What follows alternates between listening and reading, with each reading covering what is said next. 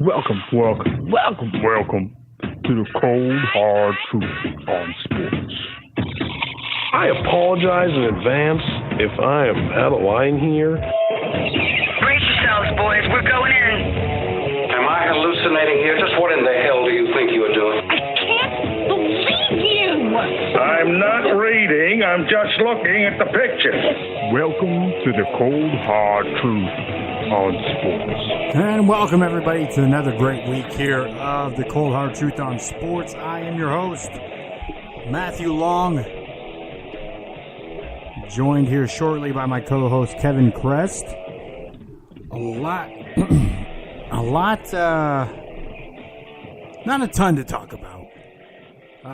There's something going on Sunday. Shit, what is it called? Oh, the Super Bowl. The Super Bowl. And if you fell asleep, I don't know, a decade ago and you were thawed and you're watching the Super Bowl, you'll remember that the Rams was in one about that time, and so were the Patriots. It's still, the Patriots are still that continuing force in the National Football League, and they keep continuing to appear in Super Bowls. At this point, we can't just say, the weak division. They get a first place schedule every year, despite the division they're in. They get worse. They're at the bottom of the first round and second round, every round, every year. It has to. We have to just sit back and say, clearly they've figured out how to do things consistently enough that's how they're able to be the team that they are. It's that they're able to not get so high on themselves that they can come in and duplicate whatever it is they do and still find a way to be in the running for the Super Bowl. I didn't pick them to win, to be in the Super Bowl. From if you just look at it like who do you think is a better team? I predict that they would probably be in the Super Bowl because this is their 9th Super Bowl.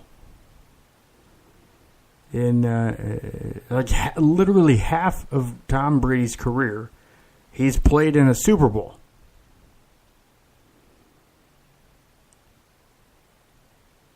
It's phenomenal. He's won 5.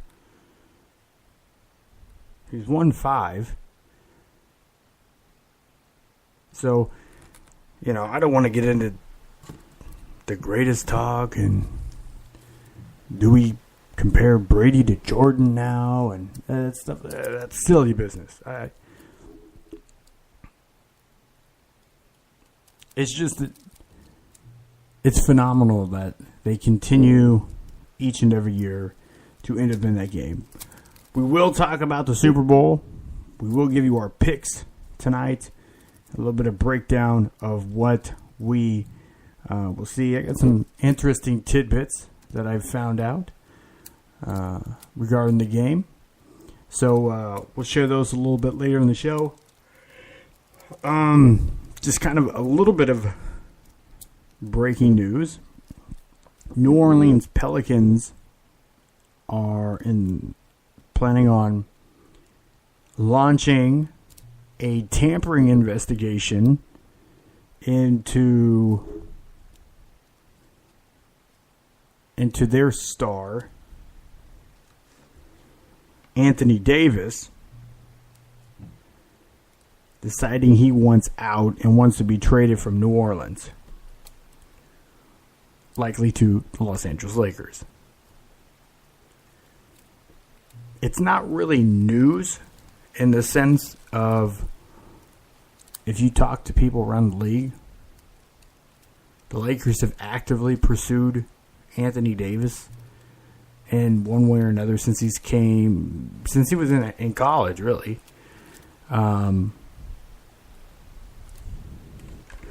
At the time, they weren't in the position to draft him,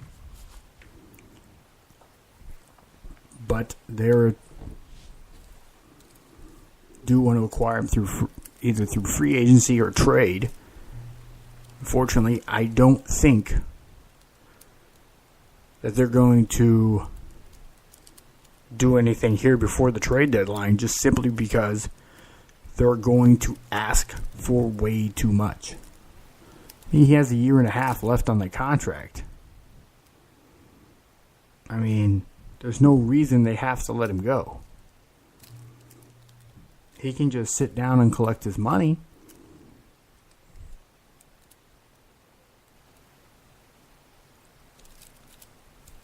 By the way, the Pelicans are playing the Rockets tonight. It's on right now over on TNT. So, and then there's Keith Thurman taking on Josesito Lopez this past weekend and defending his WBA title.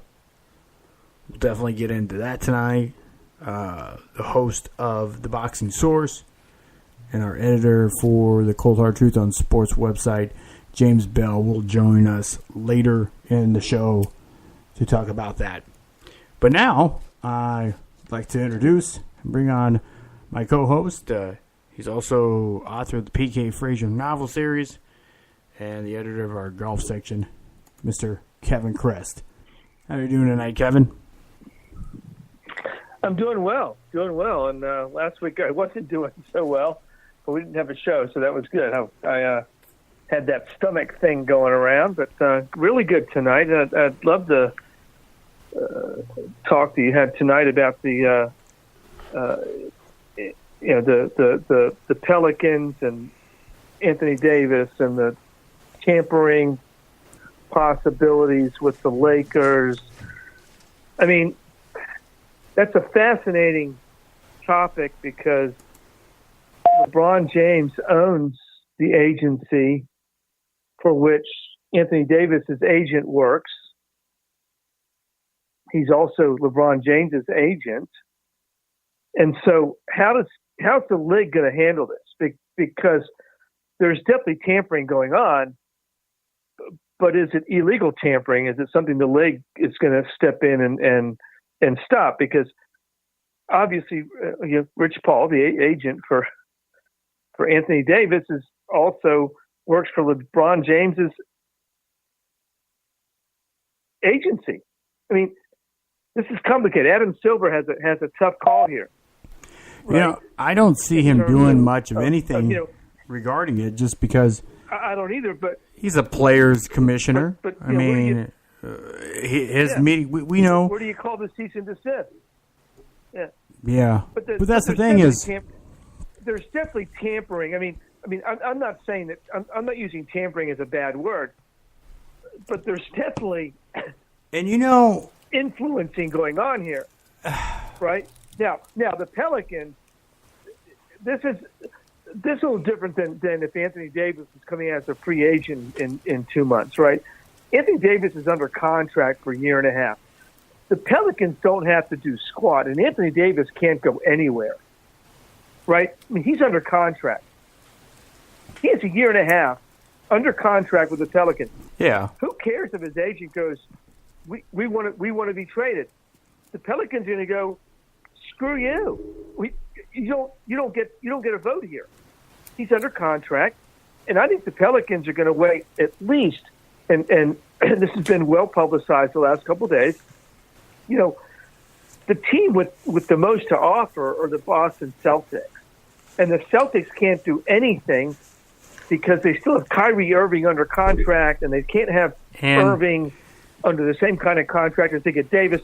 So the Celtics' hands are kind of tied, but Anthony Davis is under contract until through the 2019-2020 season.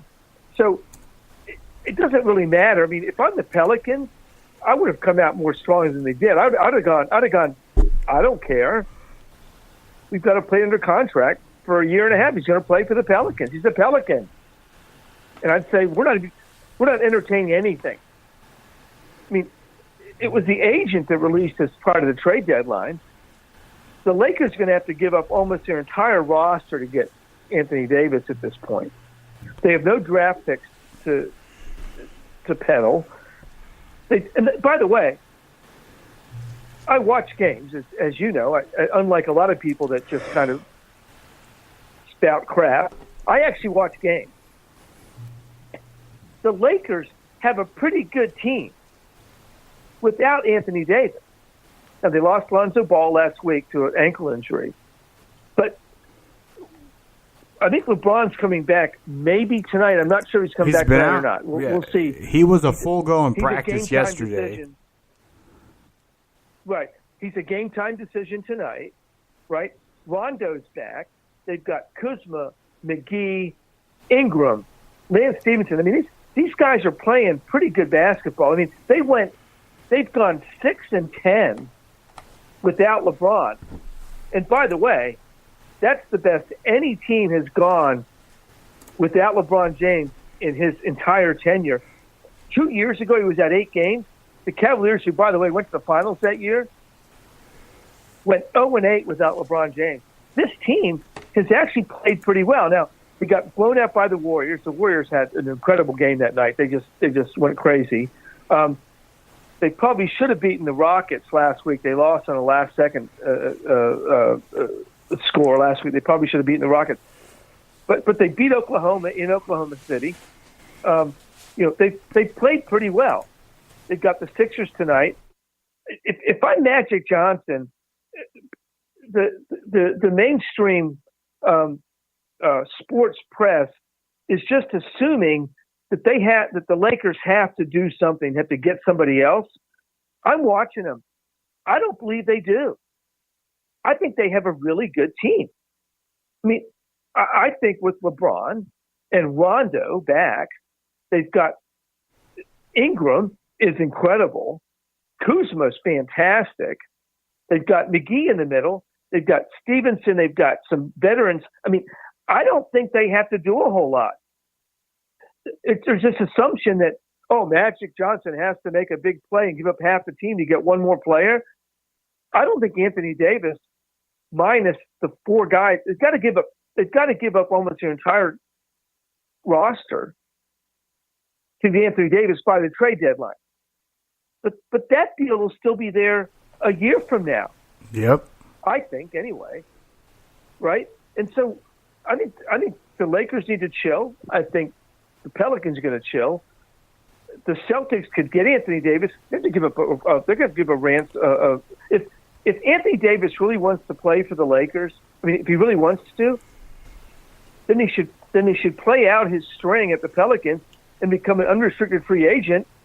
And the Lakers won't have to give up anything. They'll just have to pay him. You know, that's right? The thing is, here's the crazy thing. So, in the one thing that the NBA can do that NFL can't is essentially what you saw with the running back in Pittsburgh.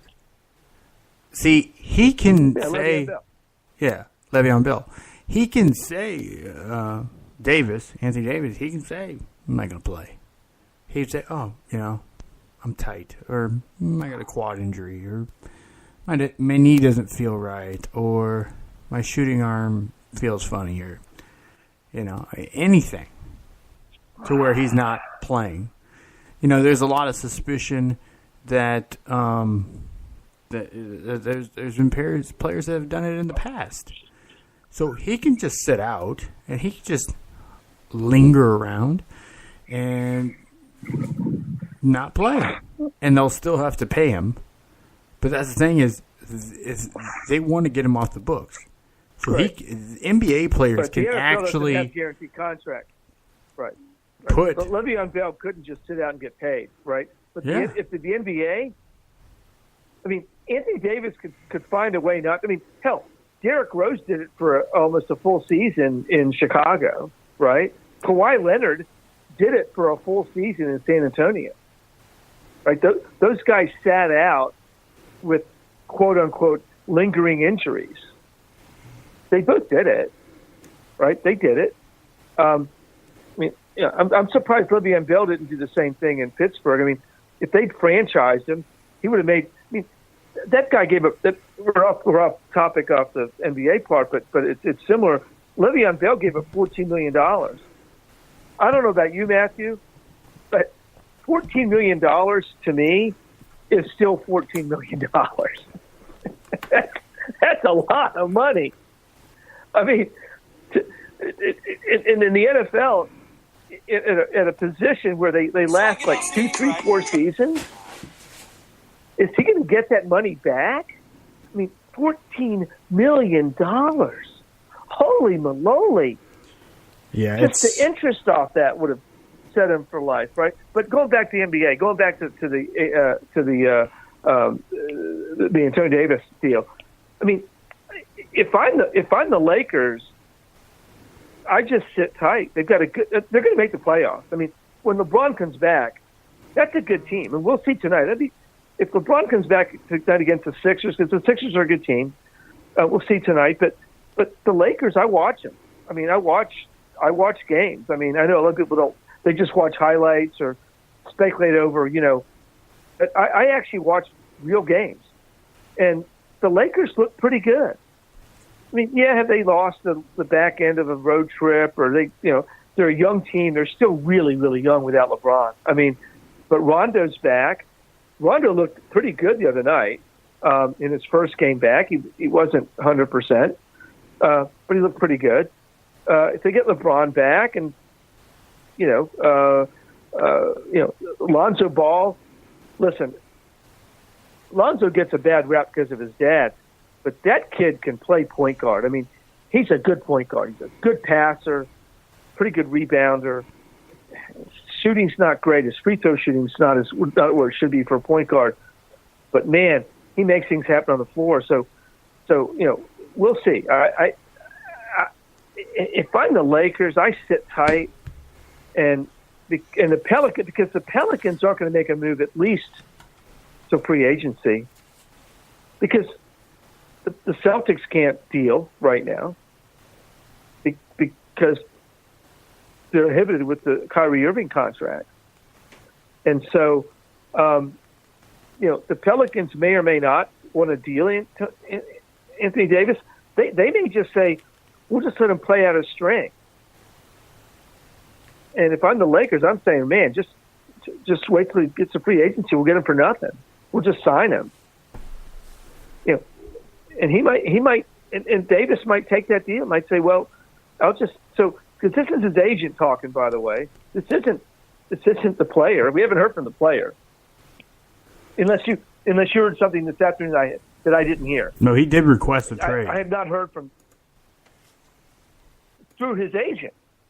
Yeah, but nonetheless, through his agent, right. But yes, request a trade. What does that mean, really? I mean, all he said was, I'm not going to sign an extension with the Pelicans. And so that says, okay, Pelicans, front office, go see if you can work out a good deal. They're not getting the best deal before trade deadline because the team with the most to offer, the Celtics, are hamstrung. I mean, I'm just saying. Now, don't get me wrong. Owners of professional sports teams don't always act rationally, right? The owner of the Pelicans, Mikey, I just want to get rid of the guy. We'll take our best deal before February 7th, and that best deal is going to come from the Lakers, most likely. That's the thing with the Chris Paul trade last time. The Lakers actually were in retrospect actually offered a better deal than the Clippers did, but the NBA and right. Well, but remember the NBA at that time had actually owned the Pelicans, or at that time they were the Hornets. Yeah, right? they were. Well, they didn't own them. They were. They were the proxy. They gave the name back. They gave the name back to Charlotte, but it was the New Orleans franchise. But the NBA actually had ownership or stewardship of that franchise. Okay, and David Stern stepped in and blocked that trade. I'm not sure Adam Silver is going to block, especially if the Pelicans get 3 players and a first-round draft pick from the Lakers, which is what's purported to be on the table for Anthony Davis. They're not going to block that trade. I mean, that's probably in their mind a fair trade. I mean, if the Pelican ownership says that's a fair trade, okay. But the only reason I could see the Pelicans actually making this trade before the trade deadline is to just get it behind them, right? Is to say it's over. We're done with the Anthony Davis era. Let's move on, right? But if I was them, I'd want a ton of draft picks. The Lakers don't have draft picks; they got none. But the Celtics have tons, and so I mean, as I said, they've got a year and a half to make this deal, right? I mean, they don't have to make this deal by next Thursday. No, and Anthony Davis won't. is under contract for a year. It's through the 2020 season. I mean, I wouldn't make this deal, and if Davis doesn't want to play hard, then that's going to diminish his value on the free agent market. I'd say screw it. Let's just go through. Let's fast forward to this time next season, and let's see if they can make a deal. Because then they'll have to make a deal, and whoever signs him is going to have to. Whoever gets him in the trade is going to have to sign him because he'll be a free agent in 3 months. Mm-hmm. So it comes down to the Pelicans. Now, you could also make the case so that the Pelicans have the most leverage right now, because if you trade for Anthony Davis, you get him for a year and a half, right? So there could be leverage right now, and so it's very interesting. I think an interesting issue or a thing within the league. The Lakers want him. He wants to go to the Lakers. So who knows? Well, that's the thing. So Chris Paul wanted to go to the Lakers. He didn't go to the Lakers. He went to the Rockets. I'm not putting Kuzma in the deal. No, you can't put Kuzma in the deal. You can't. But we just got to look at just lately. Since you want Kuzma. But we got to look at lately since Magic came in. Chris Paul wanted to go to the Lakers. Nope, he didn't. He stayed. He actually went to Houston and then stayed with Houston. Got a 5-year deal there. Then it was Paul George. He was going. He was going to be 1 year and done in Oklahoma City. Nope, he signed an extension there. And now we see he's actually the franchise player there. So that's the thing. So by the way, we sit here and we think, all these guys want to come to L.A. Maybe they do. But the thing is when they're presented other options that work fairly well, they've been sticking with them. So are people really wanting to go to L.A.? Or are the players just using it as a leverage point, or teams using it as a leverage point in that case to get more? Clearly, and the worst thing to come out of all this could be that Luke Walton gets fired. I don't want to see him go. I think he's a large part of the responsibility of why a lot of these young guys have been developed. He does a good job with that. They're 26 and 24 right now. I believe it's 26 and 24. I don't have my computer up, but I think they're 26 and 24. That's miraculous when you think of that they lost Rondo and LeBron for 15 and 16 games, respectively, and that team's still in the playoff hunt. Luke Walton's a good coach. Now, did LeBron and Magic hire him? No, but I tell you something. That guy's a pretty good basketball coach. And who are you going to get? I mean, LeBron's been through more coaches than Elizabeth Taylor was through husbands. I mean, he goes through them like crazy. And so I get that. But, the Lakers, and I'm a Lakers fan. I follow them.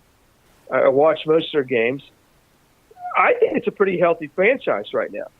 I mean, those guys, they got beaten down by the Warriors the other night, but the Warriors had like one of their best games of the season shooting, and that says something for the Warriors. The Warriors shot 70% that night. No one beats anybody when they shoot 70%. I was watching I forget who it was, a college game. I was, my team, Virginia Tech, played North Carolina last week.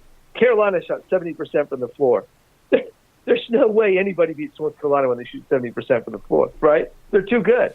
Yeah. Duke shot 70% against North Carolina last night, against Notre Dame last night. There's no way. You can't compete with that when a team that good shoots that high percentage from the floor. There's no way. You can't compete. And so, the Lakers have done pretty well. I don't think they should do a knee jerk. They've got a good nucleus of a team there. Now, Lonzo Ball's out with that ankle injury for another probably 4 weeks. See, LeBron's supposed to come back, maybe tonight. We'll see in about an hour, 45 minutes from now if he plays. But when he comes back, I mean, you're looking at a whole different team. Rondo's back, although Rondo's about 80% because his finger still isn't 100%. But we'll see. If your standard's the Warriors, good luck with that. And by the way, have you seen them play with Boogie Cousins in the low post? Have you watched the Warriors play with Boogie Cousins in the lineup? Bits and pieces, yeah. It's insane. It's not even fair. They start 5 All-Stars. They start 5 All-Stars on one team. It's insane. So we'll see. But the problem the NBA faces right now is that all the interesting teams are in the West. Their ratings have plummeted. And you and I talk about the business side of sports a lot. And they've got a problem right now. Is that the Lakers play tonight? They don't play for another hour, right? Yeah. They play at 10:30 Eastern time, right? The Warriors play at 10:30 Eastern time. The Rockets play at 9:30 Eastern time.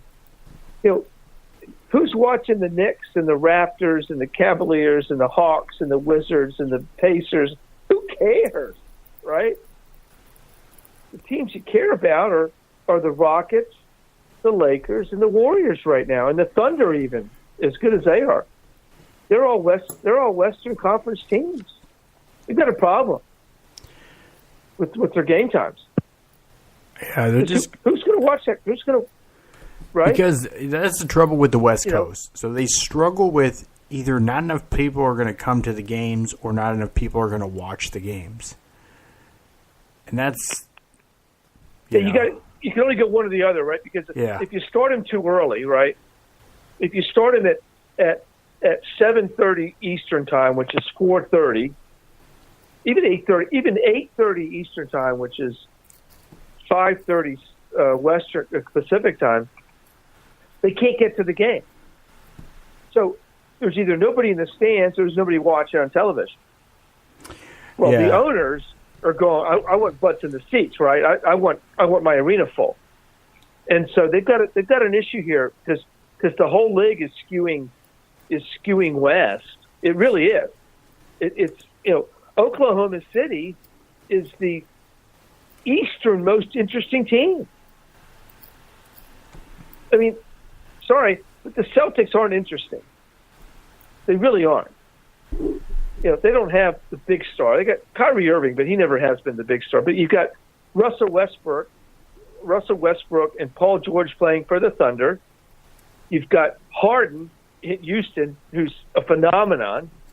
You've got LeBron and company in L.A., and you have the Warriors. They're all, Western Conference teams. You've got no interesting Eastern Conference teams. Well, you've got the Greek Freak in Milwaukee, but even they're in Central Time Zone. Right? Yeah, they're still in Midwest. Not even in the Eastern Time Zone. It's still Midwest, right? So yeah, the league's got a little bit of a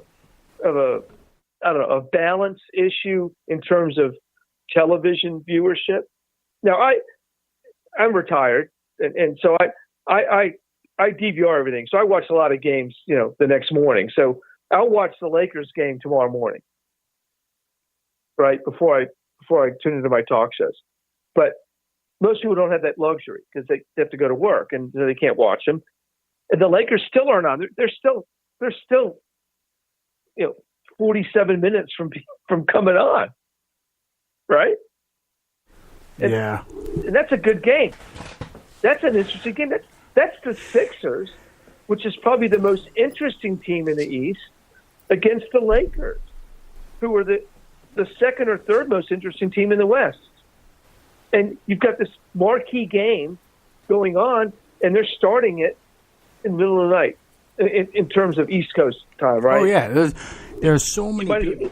It might as well be the middle of the night. It might as well be at midnight, right? It might as well be. And this is why, and so, there's a lot of people here on the East Coast that like basketball, very much basketball fans, and they say, why don't people talk more basketball? It's because the best teams and the most interesting teams are out west. I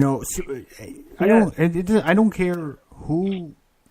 Most sports media people are not staying up for that. Like you said, Kevin, you're not. You watch the games, but you watch them in the morning. The next morning. Right, It's already happened. Stay up for it. Yeah, and by the way, I'm a Lakers fan. I mean, that's my team. I know people. And I'm still not staying up for it. I know people in the sports media that don't stay up for all of Thursday night football or Sunday night football or Monday night football because the game ends too late and they got to get up early. Right. To do a radio show or to do TV. Now I'm in a great time zone. I'm in the Central Time Zone. So for the Sunday night, Thursday night, Monday night games, it's fine for me because in Central Time Zone, they're over by 11, which is a reasonable time, or 11:15, whatever, right? It's reasonable time. So I think the Central Time Zone is probably the best time zone for watching sports. But when the NBA doesn't show a doubleheader, like tonight, it's a doubleheader.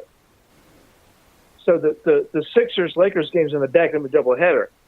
When it's just the one game, they show it at 9:30 Eastern time, which is 8:30 Central time. I can watch the whole thing, no problem. Okay. But when they try to run these doubleheaders like they do tonight, 10:30 Eastern time, you're talking about 1 o'clock to see the end of the game. And NBA games are historically, it's a fourth quarter game. Yeah. You can watch, right? So you could be up till 12:30 and go, oh my God, it's still 98 to 95. I got to, how do you do that? And so, yeah, they've got it. And I was listening to Dan Patrick's show, Rich Eisen, Sports Center, a number of talk shows. We're talking about the problem that the problem the NBA has right now with their ratings. Their ratings are down because last year, it was LeBron and the Celtics. LeBron with the Cavaliers and the Celtics with everything going on. There was a lot of juice in the Eastern Conference. There's no juice in the Eastern Conference right now. Even though Kawhi's in Toronto with Lowry, there's some, but there's not the juice. The stars, the Westbrooks, the Georges, the Hardens, the Jameses, the Currys, the Durants, the Thompsons, they're all in the Western Conference. And like we said, even the Greek Freak I mean, just look at the last 5 years. He's in the Central Time Zone. Here, this is the best way to explain it. Look at the last 5 years of the MVP running. Who's really been in it? All guys from the West Coast. Even like LeBron should have been in it, but LeBron's always kind of in it. But you're right. As I said, the relevant stars: Harden, Westbrook, Durant, Curry, and now James are all on the West Coast. They're all Western Conference teams. I mean, and you really don't care about the Rockets playing the Hawks, right? If it's in Atlanta, it's an Atlanta doesn't care about the Rockets playing. Right. I'll put LA this way. LA cares more about the Laker game tonight than the Super Bowl. Oh, no question. There will be more stars tonight in that game. Yes, absolutely. And you really care about are the Rockets playing the Lakers or playing the Warriors or playing the Thunder or the Thunder playing the Lakers playing the Warriors. You don't care about the Thunder playing the Raptors. It just doesn't have any juice. Now, I know as an NBA person that's a great game, but the fans don't care. The Thunder playing the Raptors doesn't carry near the juice as the Thunder playing the Rockets, right? Because you got Harden and Westbrook. I mean, you got all this star power. And the NBA has done this to themselves, Matthew. They've set this up themselves. It's an individual star-driven league, right? The the NFL is a team-driven league, right? You go after the teams and all that stuff. But the NBA has put themselves in this position. Adam Silver, as commissioner of the league, he's done a great job. I like Adam Silver a lot. But he's now having to face the fact that they have put themselves in this position where the individual athletes have a lot of power and control. And Anthony Davis is the latest one. That's how they set it up. That's how their TV ratings are set up. That's how the whole juice of the league is. I'm not saying it's wrong, but there's ramifications when you take that strategy in terms of individual players as opposed to teams. Because what happens is two-thirds of the league is irrelevant. I'm going to name some teams. Who do you care about? The Heat, the Magic, the Hawks, the Wizards, the Nets, the Pistons, the Nuggets, the Jazz. Who cares, right? Unfortunately, the Trailblazers. Who cares about those teams? It's unfortunate. But they don't have any star power. And that's an issue the NBA is going to have to deal with going forward from a business perspective. Do you agree or disagree? Absolutely.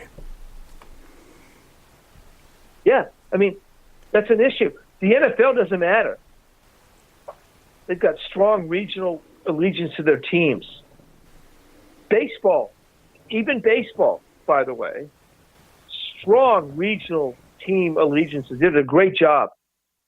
Nationally, they're not strong. Nationally, the Major League Baseball isn't. Although last year's postseason was ridiculously good, which I think drew people back into the game.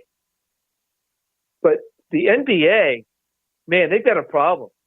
They've got key markets in the East that have no star power. L.A. The Knicks. Oh my gosh, are you kidding me? L.A. Porzingis? I don't think so. I just don't think so. So, anyway. So can we get on this Super Bowl? You want to go there? Yeah. We can switch it up here to Super Bowl talk. Like I was saying at the beginning of the show, it's funny. If somebody was cryogenically frozen to be woken up 10 years later, or Well, what's that? They have a new show.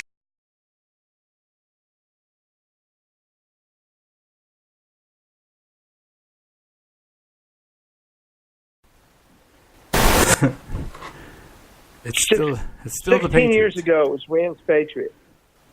Yeah, I'm just saying. 16 years ago, it was Rams Patriots. Yeah. Kurt Warner was quarterbacking the Rams into Patriots.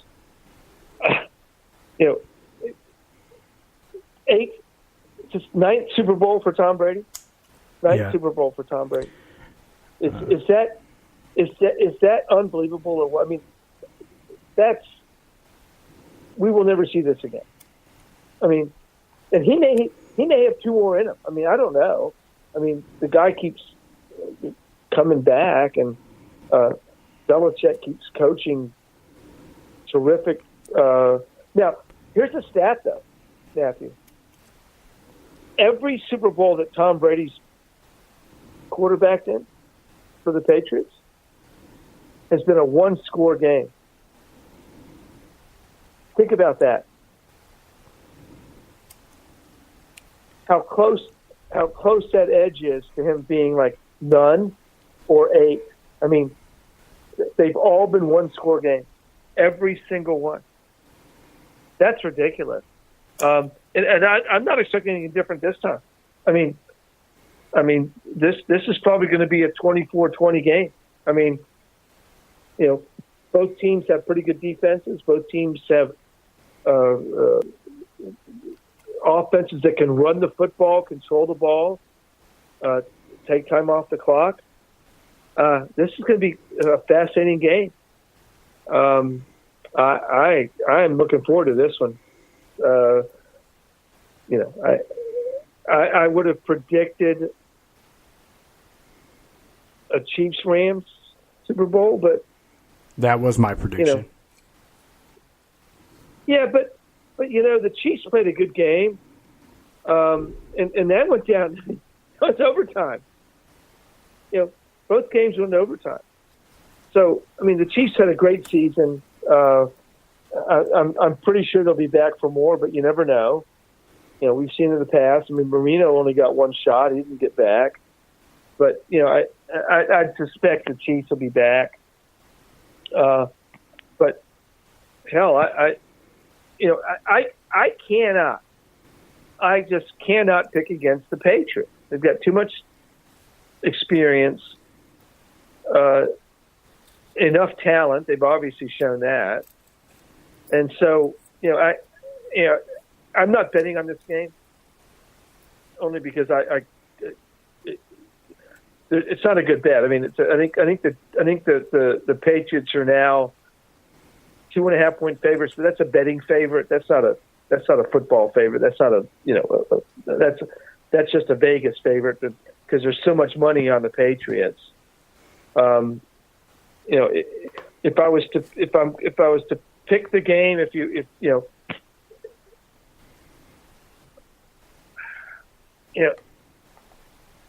I took this year off from picking games, which I'm gonna go back to picking games next year. By the way, I'm gonna reintroduce my weekly picks next year in NFL and college.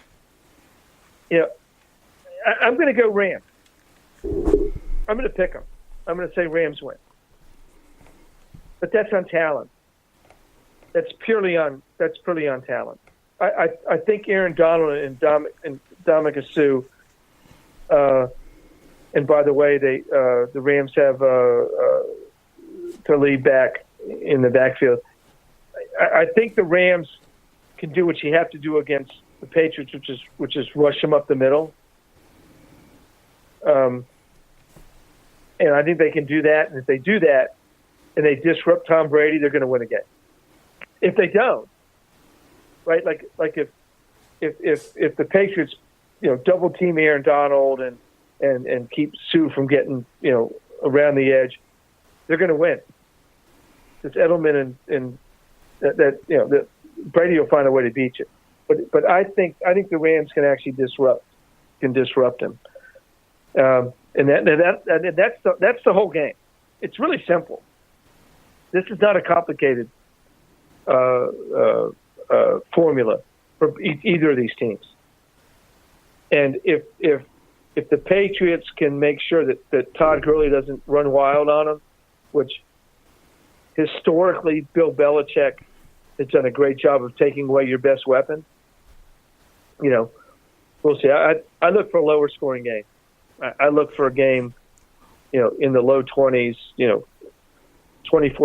21-17, 21-20, something like that. Because both defenses are going to find a way to make this happen. Would you call Todd Gurley? I'm looking forward to the game. Would you call Todd Gurley their best asset, though? Well, if he's healthy, he didn't play much in the championship game, and so was that a bait and switch by McVay trying to hold him out to keep him healthy for the Super Bowl? Was that the case? That's a huge gamble. I would have to say Gurley's their best weapon. They're both their most versatile weapon. Yes, I'd have to say that. But they've got lots of weapons. C.J. Anderson has played great in the postseason. And they've got a good receiving corps. They're pretty balanced, and so usually Belichick takes away your best guy. But Wade, it's been a big question this week. Wade Phillips. I'm not the only one talking about this. Is who's your best guy, right? Who does Belichick key on? Because the Rams are pretty balanced, right?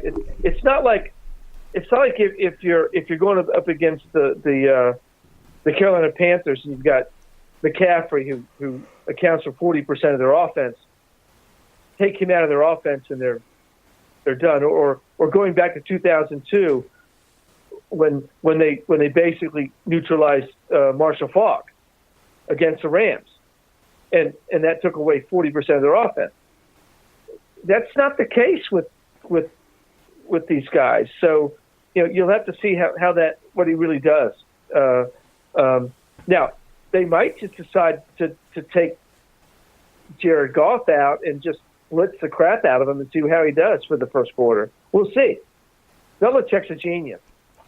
It's what he does. If there is a Professor Mariotti to the genius in Sherlock that they call Belichick, it would be Wade Phillips.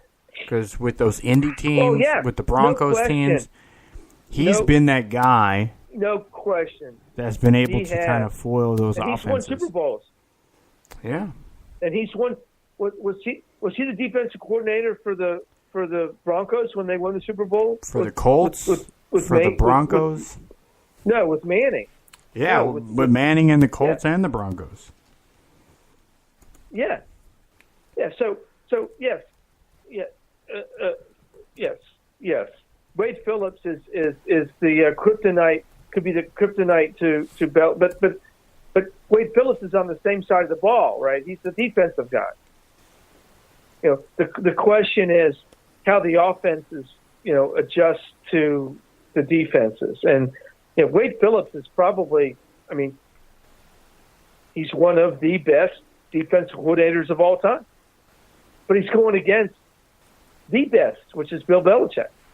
Belichick's not the coordinator, but he's the defensive genius on that team. That's his deal, right? Yeah. So this will be I think this is going to be a really nice Super Bowl. It'll be fun. I don't have a dog in the hunt, so for me, it's like for the last 27 of them, I haven't had a dog in the hunt because my Redskins haven't sniffed the Super Bowl for since 1992. But this is going to be a good game. It should be a good game. Oh my gosh, the conference championships were great games. That's the best day. That's the best day in football right there. That Sunday of the conference championships. You saddle up at 3:00 and you You load up your cooler and you sit back and you watch 7 hours of football. And it was great football. I know there was a bad call and all that kind of crap, but with the Saints-Rams game. But you know what, Matthew? I was watching the angle that the missed call on that they say was a missed call on the pass interference at the end of the game between the Saints and the Rams. That official had a bad angle. And from his angle, I think he thought the ball, and I've not heard this by anybody else, I think he thought the ball was past the receiver before the contact. Now, he missed the helmet to helmet. No question about that. He missed that. But I think he thought that the ball was past the receiver before the receiver even turned to try to get to it. And so in that respect, I don't think it was a bad call by the guy that had the angle. The failure was that they run these all-star crews, right, that don't work together all year long. Yeah. If that had been a crew that had worked together, all season long, the other guy, the guy 5 yards down the field, would have thrown the flag. But that wasn't it's an all-star crew. So the other guy, it's like, I can't show this guy up. I don't know him. I'm just going to go with him. I think the NFL should go with all-star crews, not all-star officials, and that they should keep the crews together into the postseason. And I think if that had been the case, the other guy with the better angle, by the way, because he was behind the play, he could see that ball wasn't to the receiver yet. He'd have thrown the flag. Obviously, the news that is dominating Washington, and it would have been the right call. But from the angle that I saw, I was watching real time. I didn't think it was pass interference. I thought the receiver, I thought it was uncatchable ball. The receiver was 4 yards from the ball and didn't make a play on the ball. Well, and there's all this hoopla over this bad call. But from the angle that I saw initially in real time, I was like, that ball was, the receiver didn't make a play on the ball. He actually turned away from the ball. Watch the replay. He turns away from the ball towards the defender, and the ball goes over his shoulder. I'm not sure it's as cut and dried as most of the media was representing. And of course, the Saints fans are going ballistic. But I didn't think it was that clear. It was bang bang, But if you watch that replay, watch it again, and you'll see it. Obviously, you'll see it 50 times on Sunday, right? Or between now and Sunday. But watch. The receiver turns towards the defender, and the ball goes towards his back. What's that? What's that move? Well, here's the thing. I don't have an issue. If the receiver was turning to the direction where his body was carrying him to catch the ball. The defender had no intention he just was trying to save the touchdown. It was a missed call. I totally agree with all that. It was a missed call, but I'm talking about from the angle of the official. You know what? That's the thing. Who had a bad angle, by the way. He probably did have a bad angle. He probably did. And I usually err on the side of the officials. I do, because it was such a bang bang play. Did he miss the pass interference? Yes. Did he miss helmet to helmet? Yes. But it was a bang bang play. To catch those things right now and you have a bad angle.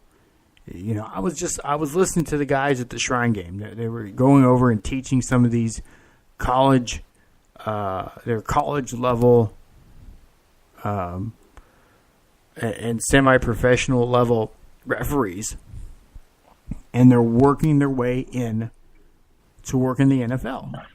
And it's not There's a lot of technique, and there's a lot of times where just something simple as where you position yourself and how you stand straddling the line, the boundary line, when a catch is being made, where you put your body, makes the world of difference on how clear of a call you can make. Running down the field, watching a play happen while the play is moving at 15, 20 miles an hour, it's tough to say exactly what's happening. You know? What I'd like to see is let's see the ref's cam. Let's watch ref cam as he's running towards the play. Not in slow motion, but in real time. I want to see how many people can accurately see it from ref cam instead of the 9,000 different views. It's going to be a different view.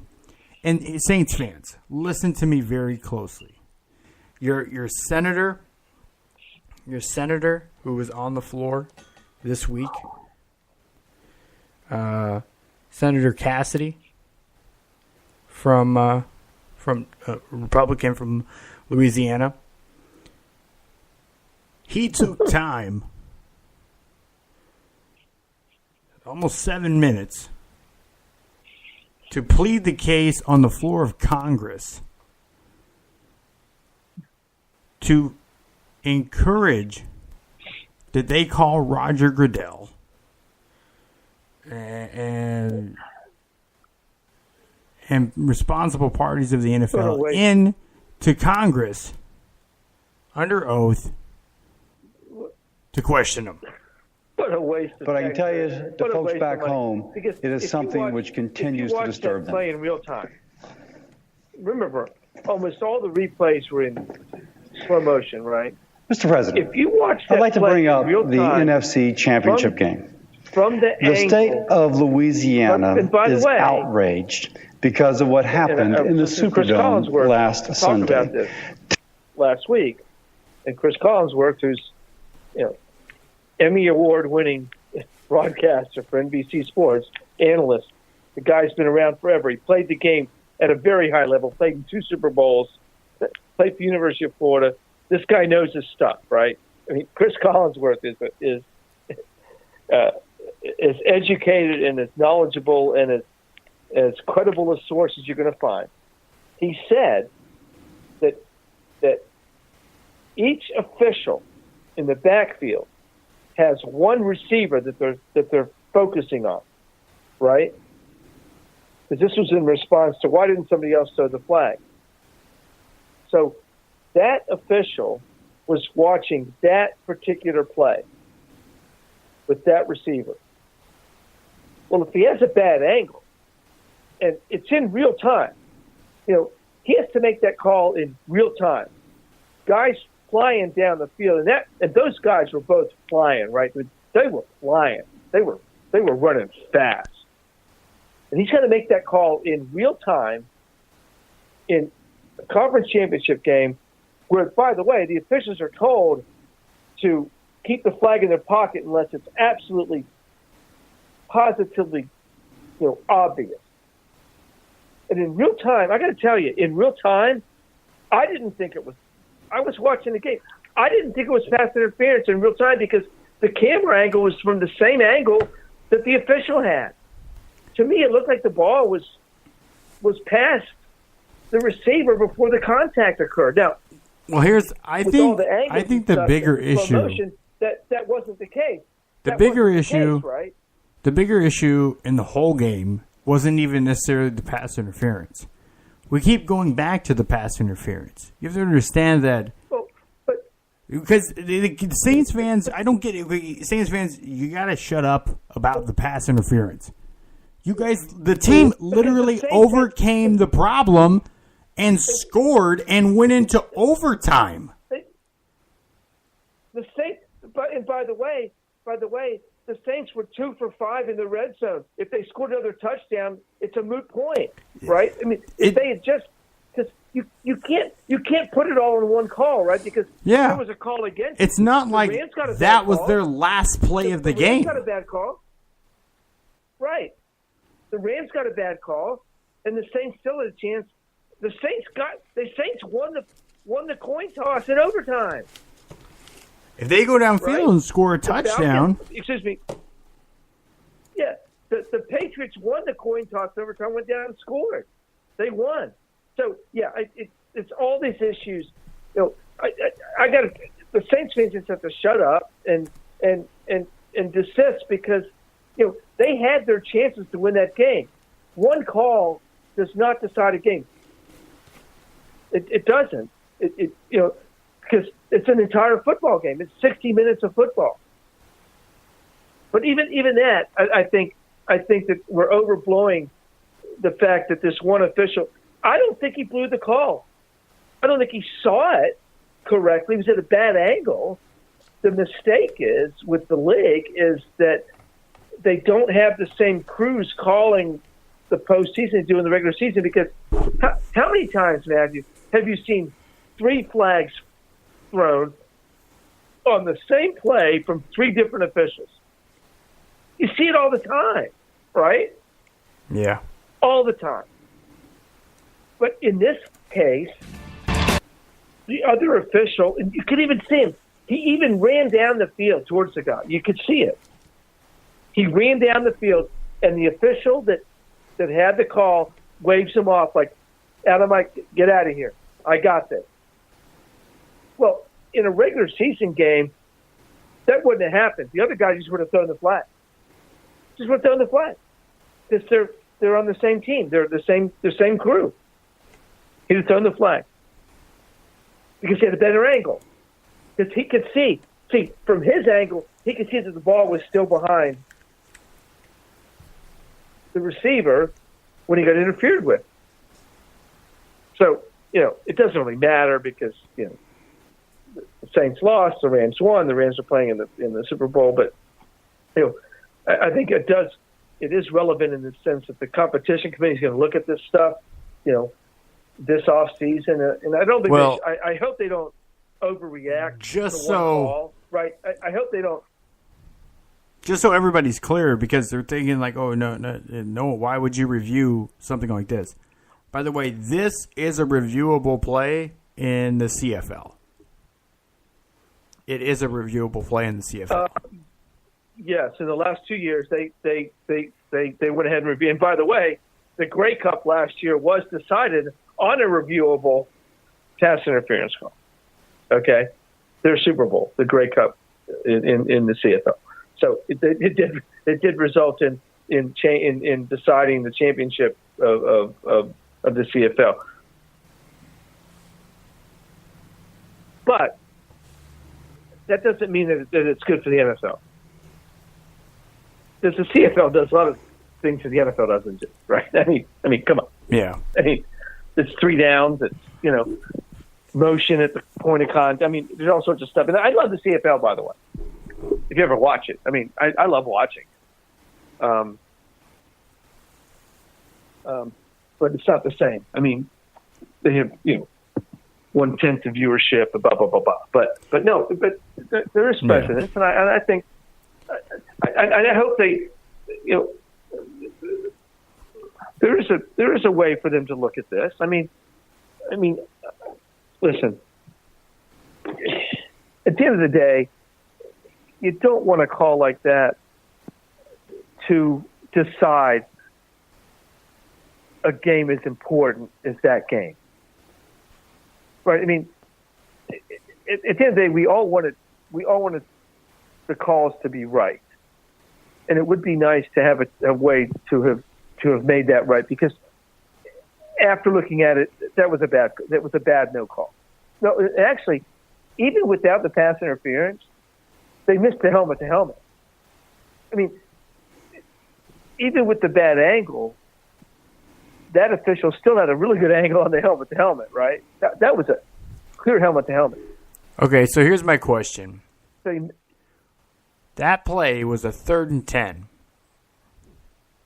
Yes, they were down in the red zone. that drive did not start there.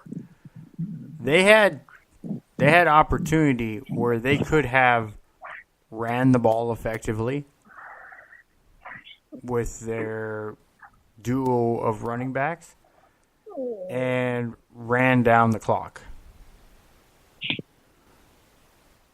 Yep. Again, we sit here and they want to point to the one bad play. Yes, if they call that, it is first and goal, and does that increase their opportunity of scoring? Absolutely. A field goal would win it at that point. You wouldn't have to go to overtime. But the fact of the matter is, you were in field goal range. That was 3rd and 10. The ball was on the 13-yard line. That was the line of scrimmage, was the 13-yard line. That should be a makeable field goal. And, as we know... Right, and they could have chosen to run the ball, right? Mm-hmm. Work more time off the clock, right? And given less time to the Rams to come down and score. I agree with all of that. So I totally agree. Is that we're putting way too much importance on this one play, right? I agree with you. I think that's where you're going with this. Come on, it's one play in a football game, and so they say, they could have, run it down there and gotten the first down and kicked the field goal and not given the Rams any time off the clock. But they also could have, as your point's well taken, they also could have run the football and taken that same time off the clock, right? But they choose to throw the ball, which, of course, results in an incomplete pass, stop the clock, gave the Rams enough time to come back down and score the field goal. Well, that's a strategy. That's a strategy thing. Don't put down the officials. Okay, the officials blew a call, but the officials blow calls all the time. Crap happens all the time. So, if I would put the blame on Sean Payton. You could have run more time off the clock, right? They could have run the ball there. That's your point, right? Yeah. They could have run the ball there, and either run a bunch of time off the clock or made the Rams to call a timeout. And so they chose to throw the ball, which resulted in an incomplete pass, stop clock, right? So, Okay, so just so everybody, I'm going to paint this picture for you. The Saints had the ball at the 13-yard line. It was 1st and 10 at the 2-minute warning. It was actually, the 2-minute warning went down to, it was actually 1 minute 58 seconds in the game. 1 minute 58 seconds. It was 1st and 10. They elected to throw a crossing route. It was incomplete on 1st and 10.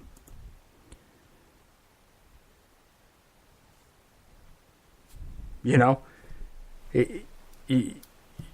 1st and 10, you're near the red zone. If it's 1st and 10, why are you throwing short crossing routes? Why aren't you getting something a little bit deeper? Why aren't you going for, if you're going to throw, why are you doing these little dinky crossing routes? Go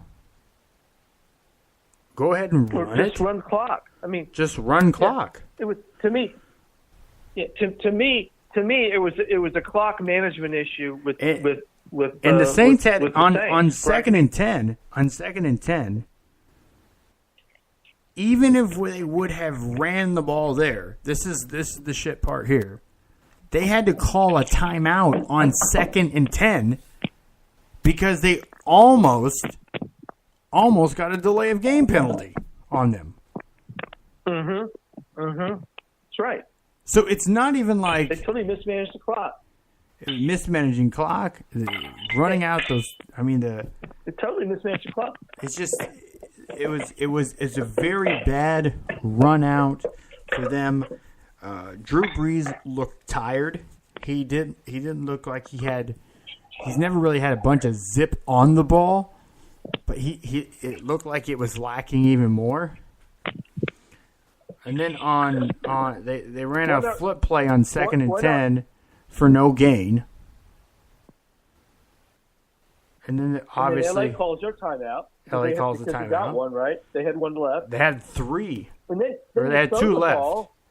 Then you throw the ball on 3rd down. If you'd run the ball on 3rd down. If you run on 1st down, you're forcing them to use their timeout. Right.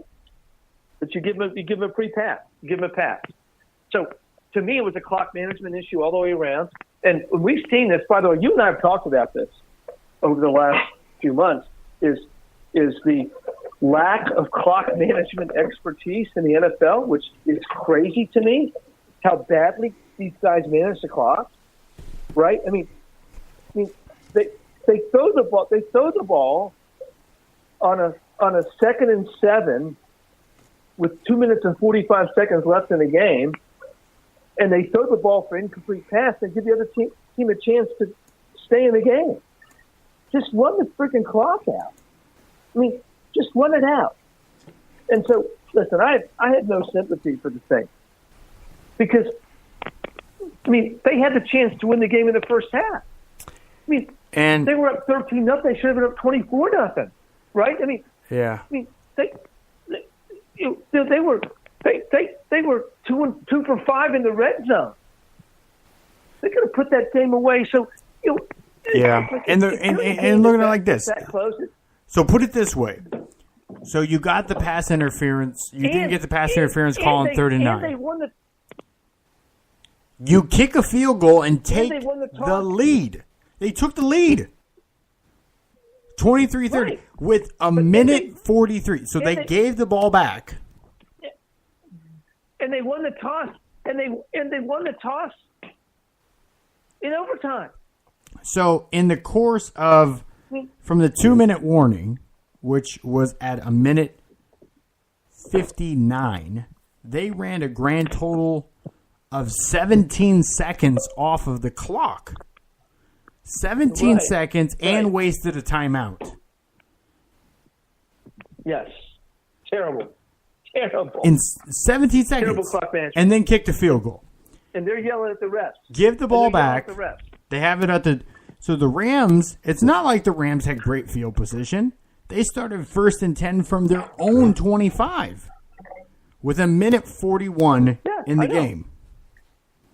So now they're in a position they need to pass until they get past the 50-yard line. They threw an incomplete pass on their 1st down play. The Rams did. It was a dropped pass. It was something. It was right there, right at the 1st down marker, and it was dropped. So it's not like the defense didn't have an opportunity to not only save the game for them, but get the ball back. On 2nd and 10, the Rams are still in a position from the 25-yard line where they have to throw. And they found a little underneath pocket in the zone, completed out to just shy of midfield. Same guy that just dropped the ball gets the ball right back. So from the 44-yard line, 1st down, deep pass. Their guy was held on the play. They didn't call pass interference on that play. For the Rams, their guy was held down the field. 2nd and 10 with a minute 12. Right now, they should be doing everything because they know that it's pass. On 2nd and 10. But the Rams got a bad call in that game too. But it's like everybody gets a bad call. Yeah. I mean, there aren't right. The Rams got a bad call in that game too, and so it's not like everybody gets great calls. I mean, if there's bad calls. If they're so worried about this, why aren't they in dime coverage? I mean, I'm looking at them. It doesn't even look like they're even in nickel. And on 3rd and 3, they were in cover 0, which means the middle of the field was wide open, and that's where the ball was completed to ultimately get them into field goal range with 44 seconds in the game. Yeah. So the Saints are making this claim. Well, if we'd gotten the first down, if that call, we'd run the clock out, we'd have scored a touchdown with cover 1. No time I see left. The safety now. It looked like a cover 0. But you know what? Look at the rest of the game. I mean, and they got the coin toss. I mean, they got redemption. And they did. Bruce throws interception. Listen, Saints fans, your team could not close the game out. They had several opportunities to close it out. It was not a pass interference that fucked it up for you. In the first half, they had a chance to close that game. Right? They could have been up 27-3 or something ridiculous like that if they. Right? I mean, they had that chance. And so, they're not even the coverage on defense. They're not even pressing. There's no press on. There's not a press on the wide receivers to make them have to get off the line, like when they were downfield. They weren't even playing quarters. They weren't doing anything special to really try to foil this. I didn't see much pass rush at all in the final drive. And it's not like these were short passes. The first pass was short. It's like the Chiefs. It's like the Chiefs fans saying, "Oh, the overtime rule sucks because we didn't get the ball." You know what? Yeah, it does suck. It does. I'm not gonna lie. I think that sucks. They both should get a chance to, to try to do it. But whatever. But Brady converted. Yeah, but Brady converted 3 3rd and 10. If you don't like the overtime rule, then stop Brady. Then make a stop, right? Make a stop. You got 3 of them. You got 3 3rd and 10s, and you let them. Actually, one was a 3rd and 20. And how about you stop them? How about you block Zerline's kick? Yeah, exactly. I mean, you have two timeouts. Why don't you do a little bit better job of letting him set up and icing him better? A better job of icing him, trying to ice him. I don't know. Or even the end of the game, if you're Kansas City, how about going for the score? Because I mean, they played for the field goal to tie the game. I mean, why not try to get a touchdown? So I have no problem with the overtime rule.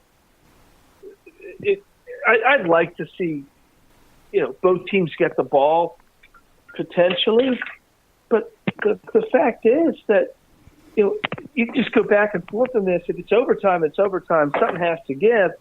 And, hell, in one game, the defense made the stop, right?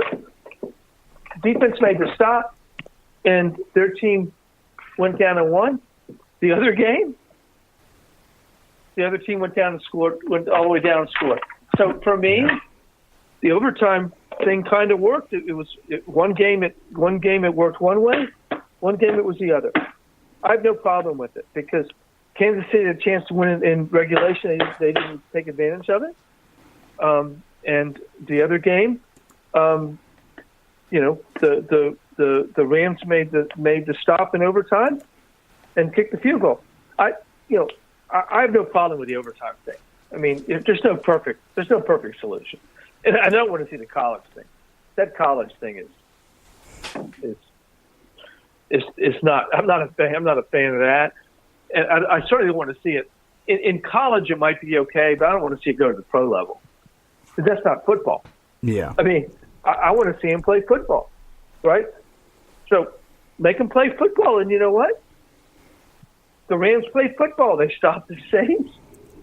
They won it overtime. The Chiefs didn't stop the Patriots. Okay, you got to play both sides of the ball. Exactly. Well, I'm gonna let me welcome in. I have no problem. Let me welcome in our boxing editor and host of the Boxing Source radio show, as well as one of our top contributors for football, Mr. James Bill. How are you doing tonight, James? All right. I guess you're not a fan of that Texas A&M LSU game that happened there. Oh. I did, yeah. How many overtimes was that? Well, that was like 7, and both teams ended up scoring over 70 points, right? That's ridiculous. That's like an NBA game. You know, I have an issue with. Like they scored more points than the Chicago Bulls and the Cleveland Cavaliers. I really think it is completely retarded that in college basketball they play halves and not quarters. I mean, in high school you play quarters, and the NBA they play quarters. Whose retarded idea? In women's basketball they play quarters. Why is men's basketball relegated to halves? It's never made sense to me. I have no idea. It never made sense to me. I always hated that. Because you come out in the second half of the game and you're looking at the clock, and every sport with a clock I've ever played outside of college basketball, you know, you see that clock going down, you're like, okay, there's one more quarter. I mean, we were pretty phenomenal with scoring. I mean, we put up on Highland, when we went down to Highland, I think we won, was 97 to 60 something, you know? And again, it's a half system. We bombed on them. But I see tonight, Wisconsin, Nebraska ended 61-55. So it's... You know, when I see these scores so low in the 40s and 50s and stuff like that, it's like, did they play the whole game? Did part of it get rained out? Is there water on the court or something? I mean, doesn't make any sense. Slow pace. So, what is your prediction for the Super Bowl this weekend?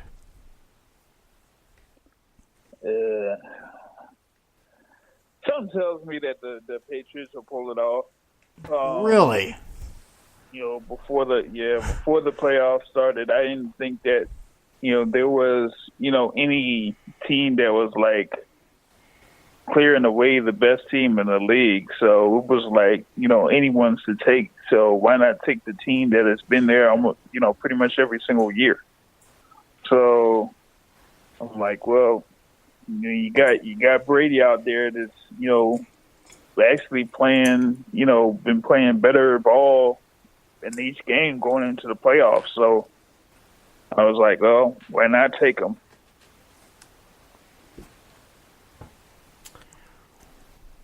I just don't want the Patriots to win. I want to see the Rams. Wait, you just don't want them to win? Yeah. Nah. I mean, Brady's coming back next year. They'll probably make it back again next year. It's just kind of how it works. You know? I think football is better. You know, when they've won 5 of 9. They have a chance to make it 6 of 9. Them losing a Super Bowl here isn't going to kill them. It's not stopping them from coming back. And it's nice to get, you know, the thing is, like, LA doesn't have tremendous fan support for the Rams. I know the media makes people want to think that. They really don't have a ton of fans in L.A. L.A. is fans of the Lakers, the Dodgers when they're good, and SC when they're good. That's about it. That's what they're fans of. You know, that's it. That's how LA rolls. Hey, Matthew, am I on? Yeah, you're on. Yeah, you're on. This is Kevin. Okay. Well, but why would the Rams have a fan base for the Rams? I mean, why would LA have a fan base for the Rams, considering the fact that they left in 93, 94, whatever it was. They went to St. Louis for 20 years.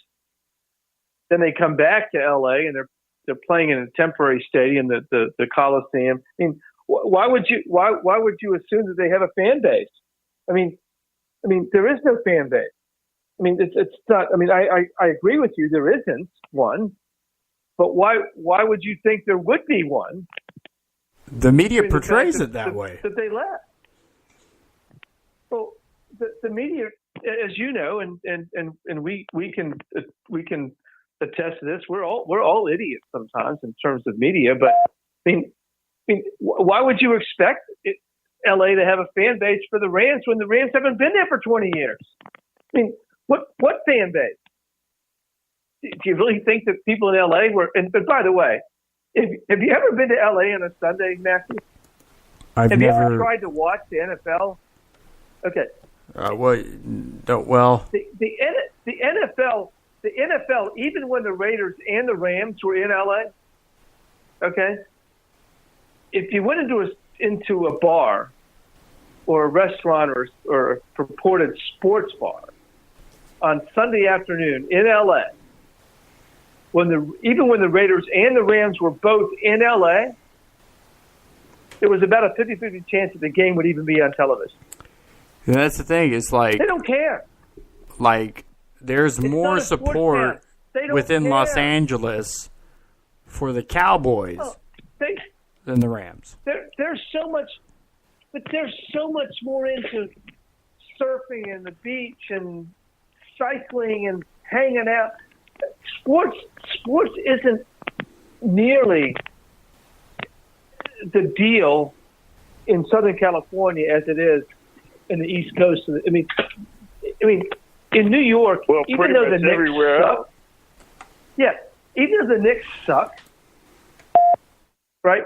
The Knicks suck. They've sucked for years. You have a better chance of watching a Knicks game in New York than you do a Lakers game in LA. And I've been there. It's like I used to travel to Southern California and be like, I'm going to go out and watch a game. It's like it's not on. It's like they don't care. It's like they're watching the Kardashians. They're watching other. They don't care. Sports has little or no meaning in Southern California or California as a whole. Sports. Well, look at the Chargers. That's an even clearer example. Well, yeah, they play in a 30,000 seat stadium. There's 12,000 Chargers fans and 18,000 of the other teams. Right, James? That's what you got. I mean, they don't care. They really don't care. I mean, now there's Lakers fans who will pay their $500 or $600 a seat in the lower bowl, but that's an 18,000 seat arena in a metropolitan area of 12 million people. That's a little tiny subset of entitled people who can pay that want to do that. There's not a broad-based fan base in that region. Now, the Dodgers have a huge media contract, but they're the team in a 12 million metropolitan area, and maybe 600,000 watch a game. But that's enough to draw their media rights up because it's just the law of numbers. There's so many people there. You just get a certain percentage and you draw that up. But I mean, it's nothing like Kansas City. Like on Sunday night when Kansas City was playing the Patriots, I think they had a 78% share. I mean, 78% of all television, whether they were on or off, were tuned to that game. You'll never find that in Southern California, or in California as a whole, actually. You just won't find it. So, to say that, not a following. Well, why should there be a following? The Rams have come and gone. And by the way, the Rams didn't even start there. I mean, they came from somewhere else, so they get to L.A. It's not like, a team that's been there forever that has had, has cultivated this fan base. So I'm not going to criticize the Southern California fans. They've lost the Raiders. They lost the Rams. The Chargers have relocated. I mean, there's been no team in Southern California that stayed in the same place for more than, So the years. number one NFL fan base in L.A. is actually the Raiders. Number 2 is the Cowboys. Number 3 is the Giants. And they're not even there. Yeah, none of those three teams aren't even based there, right? Yeah. Now, the Rams will probably reclaim that if they win, or they will probably reclaim that over time, because when they open that new complex, that new stadium complex, which is going to be amazing, the Rams will probably reclaim that. But they may not. They probably won't. They probably won't beat the Raiders, because the Raiders are moving to Vegas, which is even closer to LA than Oakland did. I mean, Raiders fans are kind of crazy anyway, but I mean, they're rabid. But I think the Rams have a chance to climb up that ladder anyway. I mean, the team in LA, the Lakers own LA. I mean, it's a Lakers town, but they've been there forever. Right? Yeah. I mean, the Dodgers. I think it's basketball and baseball is more of a what would you call it? Almost like a multilingual sport or something like that. Like more people in demographics would be able to follow behind baseball and basketball than they do football. So that's the thing about it. So I mean, regardless of what team you have there and how successful they are, you're not going to pull out the numbers that you probably would want out there in LA. They didn't have it the first run around, and they probably won't have it now. Even if the Rams become successful. And it's like Matt said, you got two teams that aren't even playing at LA as the two most popular teams within Los Angeles. And thing about Los Angeles, in a sense, is that whole region is so large that, like you said, 12 million people that spread out from, the coastline all the way out to like mountains or something like that. Yeah, there's no sense of community, right? I mean, it's not like, Denver, okay? And Denver's a big city, but Denver's Denver, right? And so they rally around the Broncos and that team.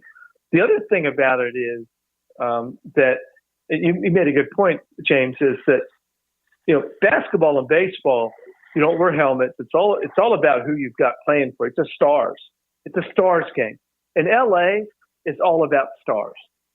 It's Hollywood, right? It's about personality. So you got Clayton Kershaw for the Dodgers, right? And you got now LeBron for the Lakers, and before that it was Kobe, and before that it was Magic, and before that it was Kareem, and before that, right? I mean, you've got this the star power. Football doesn't fit into that. It's a 22-player game. They had Roman Gabriel back in the day, who was a good-looking, but that's going back to the early 70s. That's going back before most people were born. So baseball and basketball fit way more into that for Hollywood because of the notoriety and the star power and the recognition of the individual. Football doesn't fit that very well. And LA's had some great players. I mean, Eric Dickerson played for the Rams for many. I mean, he's a great player, but they couldn't even keep the team. If you just want to even keep the team right? If you just want to talk about the minority or diverse ethnic appeal, the number one sport in the world is soccer, world football. It's soccer. LA is so big. They just added another MLS team. They have 2 MLS teams. They have 2 now? Yes. Yeah. That's a good point, Matthew. That's a great point. Yes. So soccer, of course, they've got 2 NFL teams too, but one of them plays in the soccer stadium, which actually probably draws less people than the soccer team does in the soccer stadium. Probably. I get you. Yes, exactly. I mean, but and soccer is all about the stars, right? Ronaldo and Neymar and Messi. I mean, these guys go by one name, right? I mean, right? I mean, that's what it's all about. So that doesn't surprise me that LA, but Kroenke, the owner of the Rams and the owner of the Chargers, have done a great job in putting together an venue for their football team. They've recognized that it's all about entertainment. And I think it's going to be great out there. I think they're going to be, and by the way, they also happen to have, at this point in time, luckily for them, 2 really good football teams. One's in the Super Bowl. The Chargers very well could have made the Super Bowl if they'd had to play back-to-back East Coast games. And don't get me into the whole deal about having to play the Patriots at 1 o'clock on the East when they could very well have played that game at 4 or 5 o'clock. Okay, that to me that's rigged. That's rigged. They easily could have played the Kansas City game early and the other game late to accommodate the Chargers, but they didn't. Okay, but the Chargers are Super Bowl caliber teams, so they've got the benefit of moving into in that new stadium, and neither of those teams are going to be that diminished a year from now when they move in. I think they've got one more year in their current venues, then they move into the new stadium. They're both going to be very competitive teams when they move into the new stadiums. And so that's going to help them a lot. And it's good. Listen, it's good for the league. It's good for football to have Southern California as a relevant, spot for the NFL. At least I think that. I mean, now you could make the case that the NFL gets what they deserve or blah blah blah blah. But as a football fan, I think it's great to have Southern California out there with 2 teams, especially since the fact that the teams weren't that relevant in St. Louis, San Diego. Great place to play, but the economics of the sport dictate you got to have big places to play. You got to be making money. I don't begrudge these owners. These guys took risks. They bought franchises. They spent money, and I don't begrudge them making some money, especially if it's entertaining people. And apparently, I was listening to Arthur Blank, the owner of the Atlanta Falcons, was on the Dan Patrick show yesterday. They've dropped concession prices at the new arena. They sell $2 popcorn, $5 cheeseburgers, $2 drinks, $2 beers. They're making more off concessions. They're making more of concessions now than they make off ticket sales because they drop prices and people are buying it like crazy. Yeah, they spend half their time out there buying stuff. I was talking actually at the Shrine game a couple weeks ago. The head of security, and they do security for Rays games and for Lightning games and some Bucks games. And there's never a shortage of people trying to find ways to bring things into the stadium, particularly alcohol. They're not supposed to bring in. He was telling me about, I myself, I have binoculars that I will weigh it right in if I wanted to take it in. I think I've taken them to one game ever. I don't drink. I really don't. I'm not a drinker. So the binoculars with the thing you can unscrew the binocular and put liquor in it. That's what you do, Matthew. You've got one of those. I have one of those. I do. I got them from my dad. Okay. I inherited it. I took him to one game. I found out that one side did not seal well. The other side did. So I drank half of it and left the other because I had to right away because it was leaking. I didn't want to go in smelling like whiskey. So I've never actually taken them since then. But I'm not a big drinker either. So, yeah. So one guy, they did, it was some sort of, it was a clear alcohol. I don't know if it was vodka or what it was. They just put it in a bag of ice, right? They just brought a bag of ice and just poured their liquor in the bag of ice. And they said, oh, we just brought ice because it's cold. Well, evidently the weight of alcohol is heavier than water, from what he was saying. And it smells a lot different, too. So he could smell the vodka or whatever it was. And it was heavier. By the way, alcohol will also melt ice a lot quicker than water does. Yes. So. Yes. Significantly so. Yes. Big time. Yeah, so, you know, I could imagine that. I know if I was going to go to a game and I knew they were $2 beers, that's the thing is, like I'm more of just a social drinker. So if I go to the bar and, like I did this weekend, I got a pitcher of beer, you know, because it was cheap. I think it was like $7 pitcher. You know, you get six glasses of beer out of that. So, you know, or 6.5, almost 7, for $7. It's like a buck a glass. It's good value, you know, not bad. So, but if we're talking about $30 pitchers, there's no way in hell. I just would have got water. I wouldn't even have gotten pop or tea or any of that stuff. I would have just got water.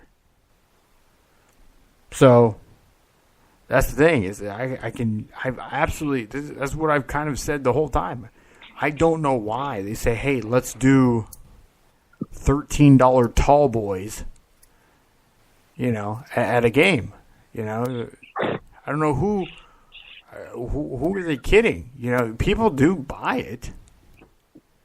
But that's their one beer of the game, or 2 beers in a game, and that's $23 versus several. Yeah. And sometimes, you know, if I know it's some don't have quality security, or if you're in Philadelphia and it's a fan issue, you know, with drinking, people being belligerent. Again, Philly fans are just belligerent. They don't even have to drink, you know. They're that way. They're just that way. Exactly. I mean, they are. They're just that way. But okay, I thought you asked James who was going to win the Super Bowl. I didn't hear a response from him. Did I hear a pick? I didn't hear a pick. Did you dodge that, James? No, the Patriots. He picked the Patriots. I thought I heard Matthew ask you who you were going to pick. Did you pick the Patriots? Yeah, I did. Okay, all right. Sorry, I missed that. James is a front runner. Well, but it's hard to argue with that pick, Matthew. I'm not. How do you argue with that pick? But that's why he's a front runner.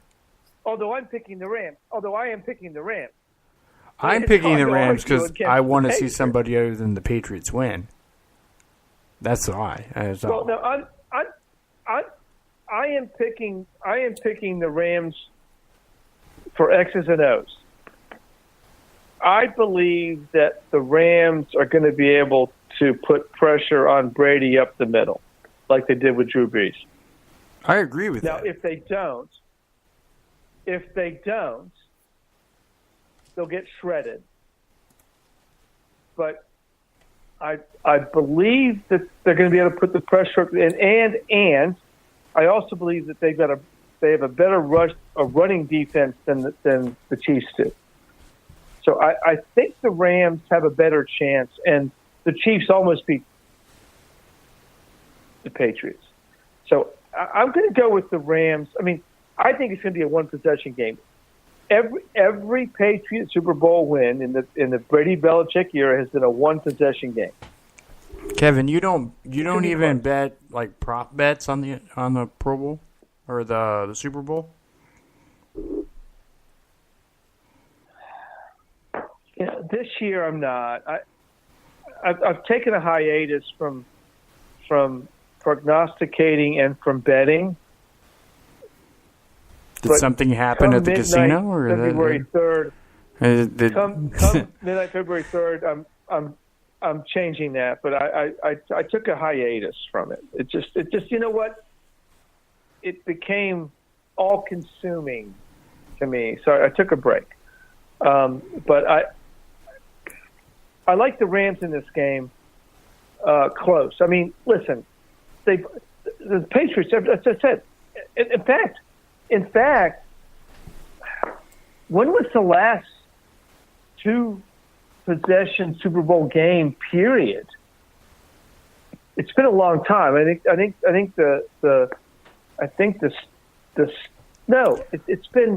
the 49ers in '96. We had a. Oh no! No, it's been since then. Denver game. It's been a long time. No, but it's been a long time since we had a blowout. That Seattle Denver game. That 29-17 or something like that. No, it was a two-possession game. Denver only scored like one time. Yeah, but they scored a defensive touchdown too. So it was like, but it was, yeah, that was like 23-10 or something like that. I mean, that wasn't a blowout. 43-8. What was it? Was that the last one? 43-8. I'm talking about the Seahawks and the Broncos, not the Broncos and Panthers. Okay. So that's the last one. But if you look at the last 25 or so, other than that, they've been pretty close, right? I mean, because in the 80s, in the early 90s, we had a bunch of blowouts. I mean, we had like 43-10s and all that kind of crap. But it's been a while. I mean, the games have been pretty close. And so I think this one doesn't point to a blowout to me. I mean, I don't really see it, but because because the Patriots are going to take the same tactic with the Chiefs. They're going to try to run the ball and try to limit the possessions for the Rams. That doesn't translate into a blowout, right? Right? I mean, I guess it depends how well you're running the ball. How well is your defense playing? If you're going to try to control the ball, then you're not going to. That's the thing is, even though the Patriots end up finding a way, they do take an astonishing amount of time to do it. They end up in a lot of third downs. Yeah. And I think that's a big thing that Sean McVay is going to try to key on this weekend is putting pressure on Brady, make sure he feels you there, and protect the middle of the field. And whatever it is, stop them on third down. That's the thing is, Brady doesn't... Yeah. The thing is, when you have Gronk, when you have Edelman, when you have these guys that, you have options, quick options, to pick up 4 or 5 yards, or, a little fade pass down the sideline to Gronk, it's hard to defend it. They have go-to plays that are almost automatic plays for them. And how do you keep them, from getting you in that situation? You can't double Gronk all game. You can't double Edelman all game. You put too many men in coverage. You pressure. And Rex Burkhead and Sony Michel are going to have a field day on you. Yeah. So you pressure Brady, and I'm giving the edge. I'm giving the edge to the defensive line of the Rams to be able to Aaron Donald, who probably won't get a sack, but he'll get double teamed all day long, and the rest of the line to be able to get to Brady. Not to get to Brady, you never get to him, right? But that's the thing. You might sack him a couple times, maybe. It's really tough. But you disrupt him, and that's. Listen, to me, that's the game. That's the key to this game, because the Chiefs don't have the defensive line to be able to, disrupt Jared Goff. I mean, the Rams are going to do what they do offensively. The Chiefs, the Patriots are going to slow them down, but they're going to do what they do. The question is, can the Rams at least disrupt Tom Brady? And that's the essence of this game. That's the key to this game. Because we know that Belichick's going to take Gurley out of the game. If Gurley starts and he looks like he's healthy, he's going to neutralize Todd Gurley. We know that because that's what Belichick does. I mean, he does it. He's done it for 17 years. The question is, can the Rams neutralize Tom Brady with rushes up the middle? I think they can, and that's why I'm picking the Rams. If they can't, and if I'm wrong, which I'm wrong a lot, okay, I just asked my wife, I'm wrong a lot. But if they can't, then game over. And the Patriots are going to do to the Rams what they did to the Chiefs. They're going to pick them apart. They're going to run the ball. They're going to neutralize. They're going to control the clock. Right? They're going to control the clock, and they're going to do exactly what they did to the Chiefs. And they're going to win a close game. And that's what they're going to do. And so, to me, that's going to be the right there. Right. That'll be the fascinating part, James, is to see who can execute better what they want to do. And I think it's going to be fun to watch because I don't have a dog in this hunt. I don't. Neither of this team is my team. I love the Chiefs. They're the closest NFL team to me, and I loved that game. And I thought the Chiefs played well, and they just got beaten by a hair. Listen, the Chiefs win that coin toss in overtime, they win the game. The Patriots won the coin toss, they won the game. And I think the Chiefs were okay with that. It's fine. But so we'll see. I mean, to me, that's the essence of the game.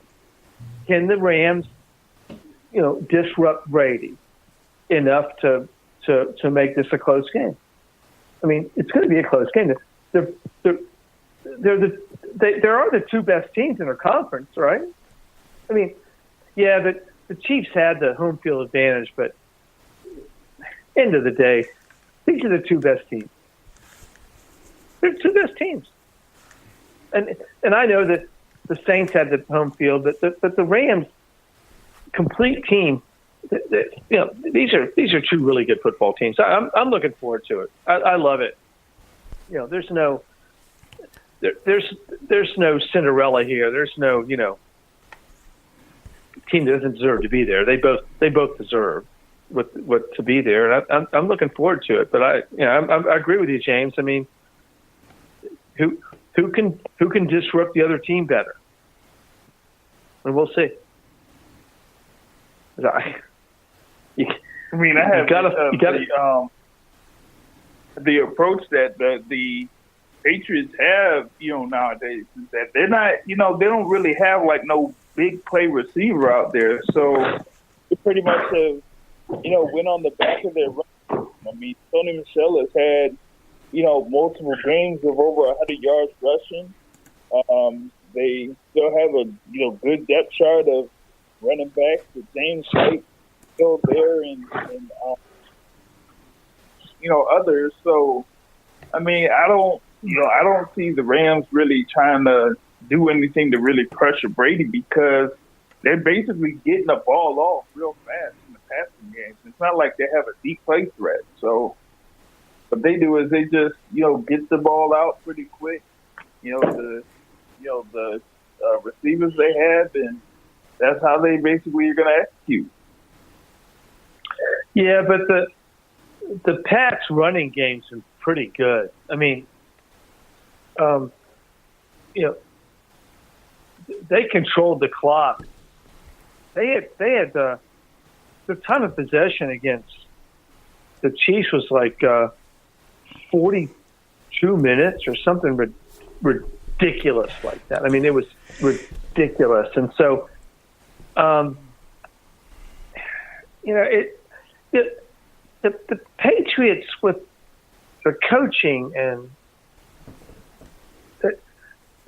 it's an amazing thing. We're watching something we won't ever see. I mean, I'm a lot older than you guys, and I've never seen it. And you guys are in your late 20s, early 30s. You'll never see this again either. You're talking about what? Hey, I wish. I don't know how you are, Jared. We're mid-30s now, Kevin. Kevin. I don't care if you're in your 50s. I don't care where you are. But you won't see this again. You're not going to see a team go to the Super Bowl, 8 times in 15 years. It's the league. Right. The league is designed against it. I mean, it's all about 90 parity. seconds. Here's a team that's defied all those odds. I mean, I think it's fantastic to relish in the excellence of what the Patriots have. And if I'm Sean McVay as the coach of the Rams, I'm going, how do I stop this or defend against this? I think it's fantastic. Belichick is like the greatest coach as far as I concerned. 60 seconds. Vince Lombardi. I mean, Lombardi had a philosophy. He stuck with it. They won. He was dogmatic. He just kept, sticking with the same damn thing. And but the thing about the Patriots that is fascinating to me about Belichick is that they adapt quarter by quarter. I mean, game by game. I mean, minute by minute. I was listening to Kurt Warner today. He was a guest on the Dan Patrick show, and he played the Patriots in Brady's second Super Bowl. And he said they had played the 10 Patriots seconds. earlier in the season, and they had prepared for, what they'd seen earlier in the season. Mm-hmm. They saw nothing. They saw nothing of what they'd seen earlier in the season. It was like a different team, and that's Belichick. I mean, there's no continuity to what they bring week to week. And so that's fascinating. So, you think, well, the Patriots played a team kind of like the Rams last week. I mean, the Chiefs and Rams are similar, right? They got the girl, they got the quarterback, the hotshot quarterback, the running back, the speed, and we'll see. I don't know. We don't know what we're going to get from from the Patriots. That's well, as a football fan, as a journalist, as a sports journalist, that's what's fascinating, right? It's because we're going, what are we going to get? Well, here's the thing. Here's what I think we're going to get from the Patriots. I think the key player for the New England Patriots is James Devlin, the fullback. We're going to see a lot of him. He's going to have to be in. Outside of him, their tight ends don't block a whole ton. Although Gronk he's a good blocker. Dwight Allen's a decent blocker, but we're going to see mostly James Devlin because not only does he set the edge for the rush, but he's a big part of pass protection too, especially when you have two guys coming up the middle like Sue and Donald. They play this kind of the Rams play this hybrid kind of defense. It's not really a 3-4. It's not a 4-3. It depends on what they run in there. They kind of interchange between the two, and that's some of the reason that they're able to hide and disguise and have this nuance in their defense to affect the other team. I'd like to see what Brady and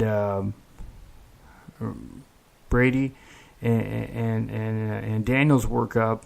McDaniels work up for this because I think the teams that have kind of cued in on trying to pick up what Brady does after he calls out the mic, because that's really where the play happens. Most of the rest of it's dummy calls. How much can they pick up on this? Because the one thing that they do really well is pulling out this handful of plays that they've run well. They've practiced a lot, but they actually haven't used in like 3 years. And that's how's McVay going to prepare for that? I know Belichick has they've kept in contact weekly throughout the season. Evidently, Belichick's actually text messaged McVay after every game and gave him compliments and tidbits and stuff like that here and there. Oh yeah, they're tight. Yeah, they're tight, which is interesting. I mean, so I think it's an interesting insight into Bill Belichick. Kind of because he comes across as this kind of curmudgeon, but that's not really who he is. No, and I think that's really fascinating that he's been kind of, mentoring this young kid. But man, this is going to be.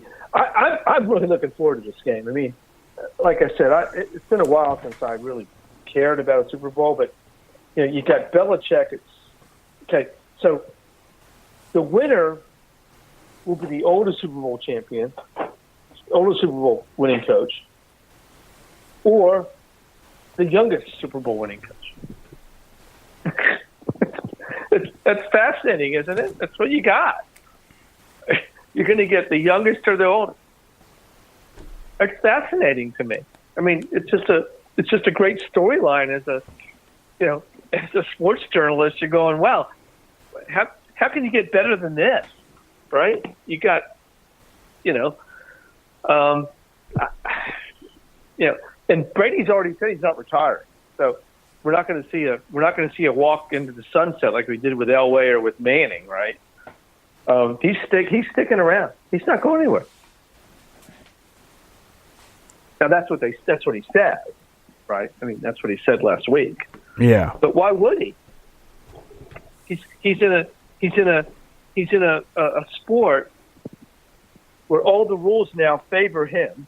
You can't touch him. What about that bogus roughing the passer call in the AFC Championship game where the guy reaches over and hits his shoulder pad? What the heck was that? Then from a different angle, it could look like he got his face masked, but I'm gonna change gears. But that's not roughing the pass. But that's not roughing the passer. On Tom Brady, it is. Roughing the passer is hitting the passer after he releases the football. That was in the middle of a football play. The guy reaches over, barely touches the shoulder pad, and gets roughing the passer. What the hell was that? What was that? That's Tom Brady getting the call. That's what that is. Yeah, but I mean, you can't. I mean, how do you justify that call if you're the league office? Evidently this past week they didn't feel a need to justify any calls. Apparently not. I in the beginning, it was a few weeks prior, they put out this big release because of a missed helmet to helmet or something like that, and it's the next day. Now they have this missed call, blown call, whatever you want to call it, and nothing. I reached out to the NFL. I reached out to the NFLPA, and I didn't get a comment from either side. There doesn't look to be any sort of disciplinary action, nor do I necessarily think that there should be. So it's not going to be. So it's not going to be addressing the speech by Goodell tomorrow. I don't know if it will or not. I haven't got any communication that said that that's what they're going to do, so I can't say that they will. Well, I'm not looking for a response from the league in some of these cases, but that bogus roughing the penalty call against Brady. How do you justify that under the rules? How do you justify the ball was still? Well, that's the thing. Earlier, literally the drive before, Mahomes had the same thing happen to him, and it was a good no call. And then on the drive with Brady, it was a call.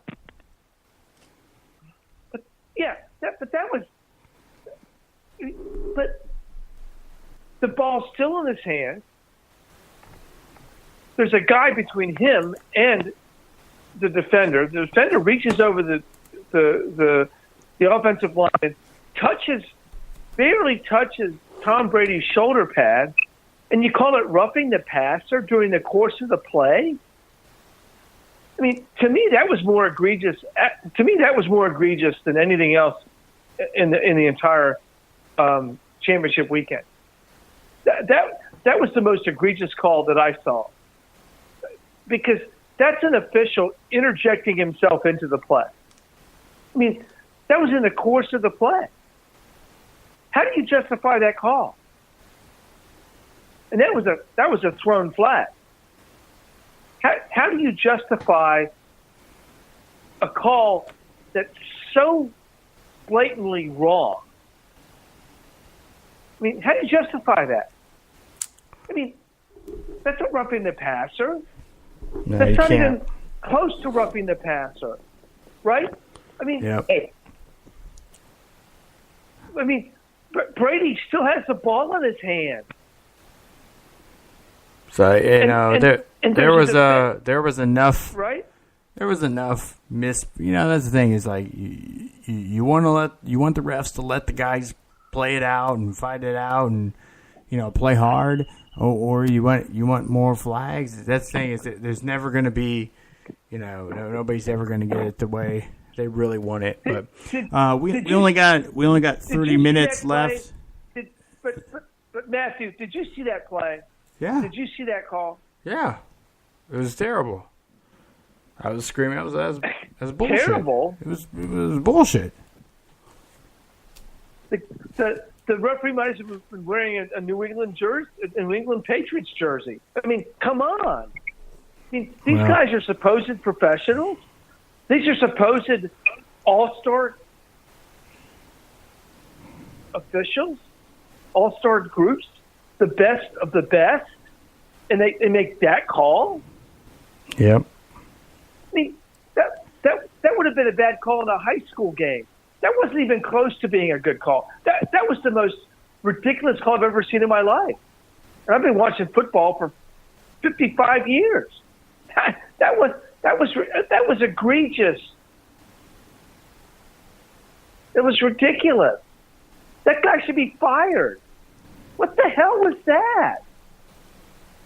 I mean, that was worse than the call on the missed interference call. At least you could make the case for the guy on the side of having a bad angle. But that was a misinterpretation of the rule. I mean, what the was league, that? Just point blank, the league is trying to protect quarterbacks. Well, okay, then put a red jersey on them and tell them it's touch football, because that's what that was about. You got a guy that's the second year in the league. Second year in the league. Probably MVP. And, good no call. Brady gets hit. Pretty much almost look like the same play. Brady gets a roughing. Because what they were saying is, because it was roughing, they were looking at it, they should have, I think they were trying to go between roughing and hands to the face, because they thought the hand got up into the face mask of Brady.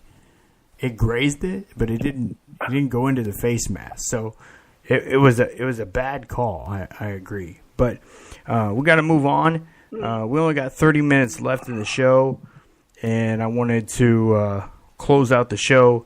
This past Saturday, Keith Thurman, the WBA welterweight champion, defended his title against Josesito Lopez. I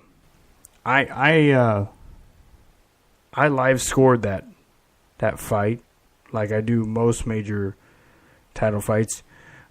James, what did you think of that fight from your seat? Well, I mean, Thurman still has a lot of work to do. I kind of expected him to, go right by a Josesito Lopez. This guy had been stopped by Andre Berto, almost 4 years ago. But Thurman looked sharp at the beginning, but then just seemed to just kind of like let Lopez get into it in the last few rounds, and got caught in the seventh round and made it more of a fight than it actually should have been. Yeah, it looked to me like in the seventh round, Thurman, because when Thurman he got caught along the ropes, because when Lopez was closing in, he figured it out that once it gets close to the ropes, he's close enough that those swinging, I don't know if you want to call it a hook or just like lunging punches.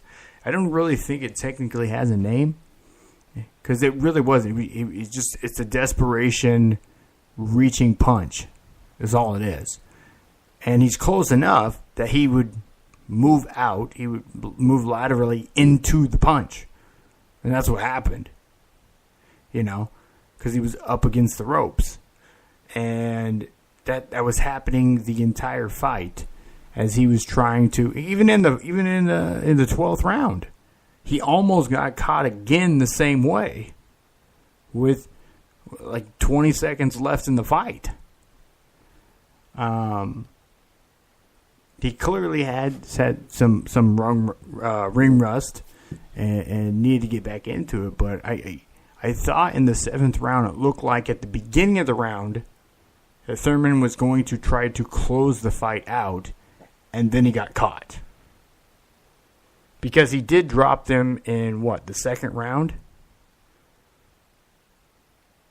Was it? Yeah, that was the second. And that's the thing is, so Thurman won the fight by majority decision. And the scores were, two judges had Thurman winning, and one of them had a 113-113 draw. I don't see how, any way possible, that this was a 113-113 draw. If a fighter, which it seemed pretty unanimous, that Thurman won the first 6 rounds of the fight, and one round being because of a knockdown, clearly you're ahead on points by at least 7 at that point. Then you have a round you lose. Then you have what most people call the draw, because I counted the 8th round as a draw. The 9th round was really close. I gave it to Thurman. I actually gave the 12th round was really close too. But I felt like, because I gave it to Thurman because I felt like, although Lopez was just trying to swing for the fences for most of the round, up until the last, basically 20 seconds of the fight, Thurman was coming in, getting in some combinations, and then getting back out. He wasn't really engaging much in the beginning of the 12th round. I awarded the 12th round to Thurman. I only had 1 round going to Lopez and a draw round on my scorecard. Again, a lot of the punches that Lopez threw throughout the fight were missing. When you have one fighter that lands more than twice as many punches in the fight and got a knockdown and was consistently getting in, connecting with accurate punches throughout the entire fight and was not knocked down, I really don't see how anybody could see there was any sort of draw at all. Yeah, that 113 score was, questionable there. And I don't know how you got that. Because Thurman won, I didn't get a look at the judges' scorecards, and nobody shared pictures of the scorecard because everybody was certain that he won. I think everybody felt, he clearly won that fight. But I would like to have seen the judge, how they scored each round. I look forward to seeing that, how they score each round. I want to understand how a judge sees a fight like, That's why I went back. I've watched Canelo Mayweather many times. And even in that fight, I can see how the one judge that scored Canelo winning, I see where they get it from. I can kind of see where they get it from. I can give them some benefit of the doubt. But in something that's just so blatantly clear, just like the Wilder Fury fight. That was a very, again, just like this fight, very one-sided fight. One fighter outboxed the other fighter tremendously.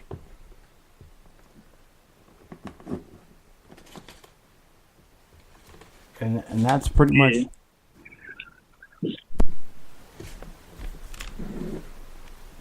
And that was pretty much it, I don't see... Lopez stood in there.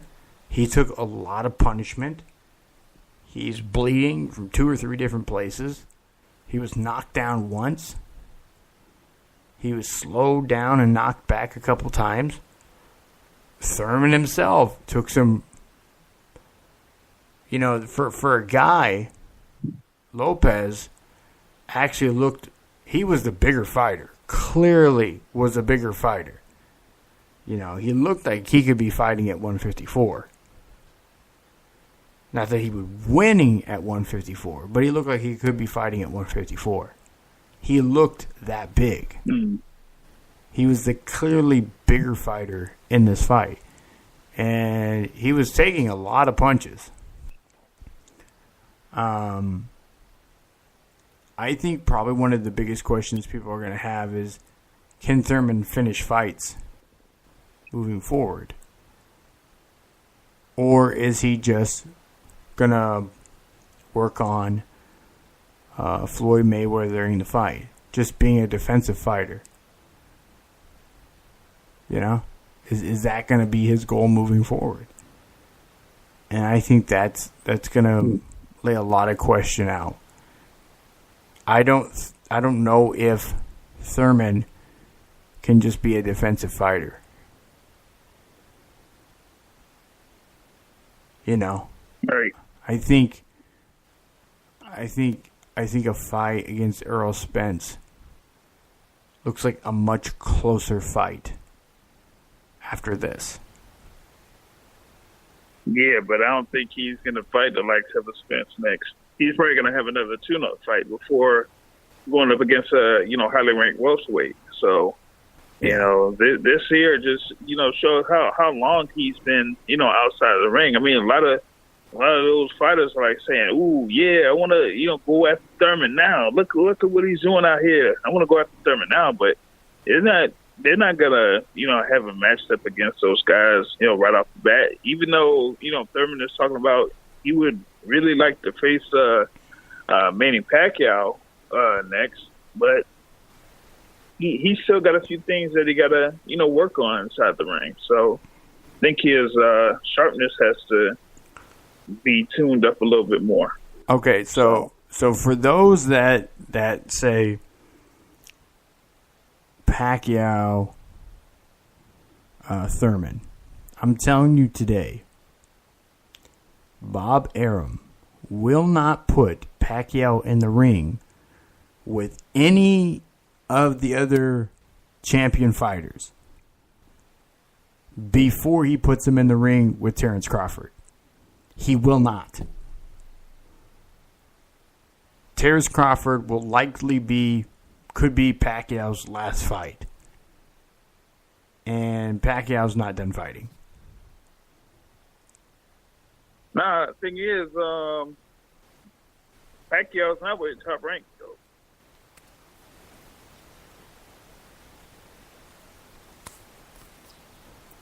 He still works with Bob Arum.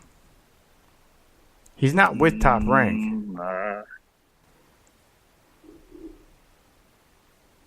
but he's not with Heyman. He's independent.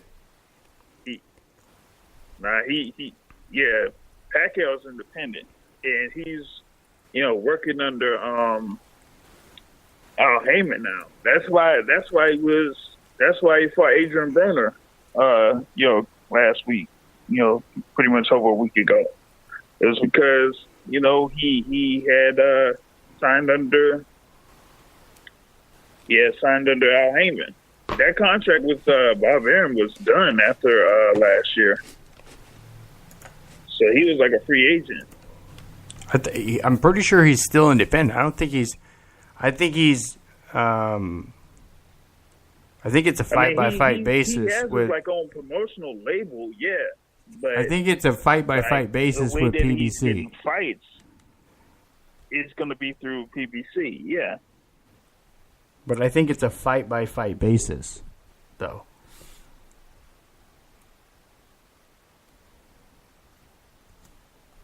And so, yeah, he got at least another fight, there under PBC. Yeah, I'm gonna have to circle back on that.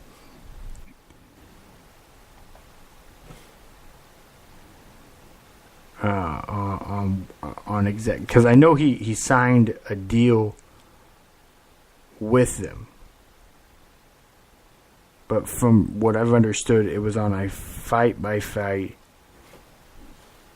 basis. that it wasn't.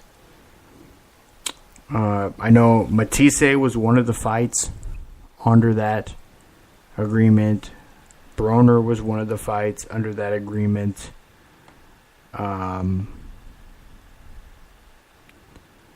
know under that there was a hope that Pacquiao would end up getting another fight with Mayweather because it was more likely with Al Haymon than Bob Arum. So, but I just understood it was on a fight-by-fight basis, not, not that he was locked in for a certain number. Not anything like the deal Canelo had with DAZN. What is that? 5 or 8 fights, or what is it? No, it's an 11-fight deal for $365 million for Canelo. Yeah.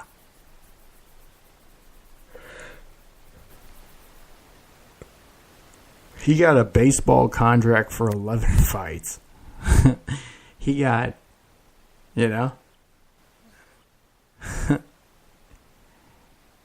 Canelo makes fuck you money now.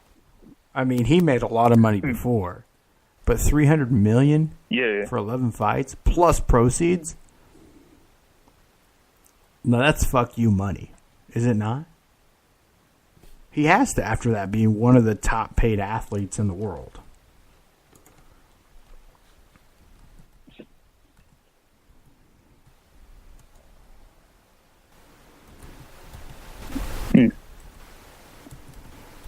Yeah.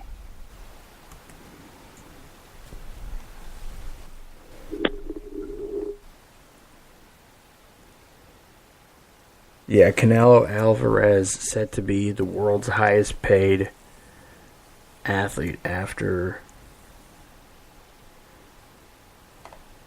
who? Oh, after Blockbuster $365 million contract. Yeah. $365 million. That's an average of $33 million per fight.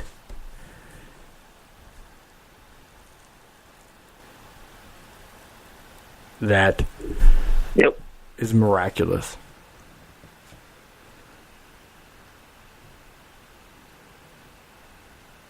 Yeah, it's crazy.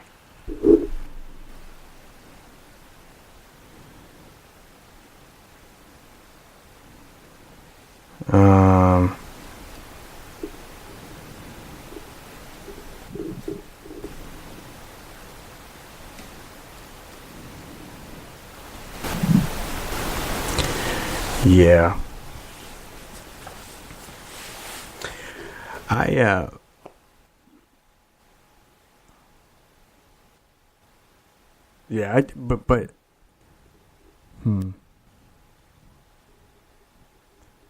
Well, I guess I'll just take back what I was saying then, because it doesn't seem to be the case then anymore.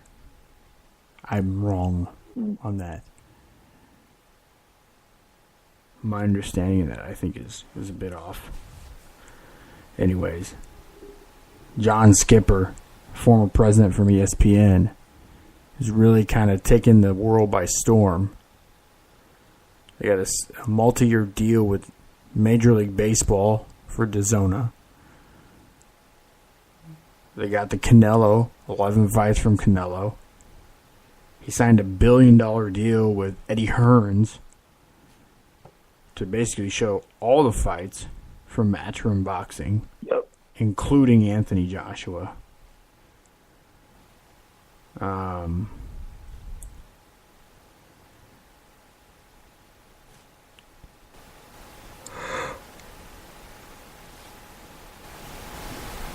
So it's the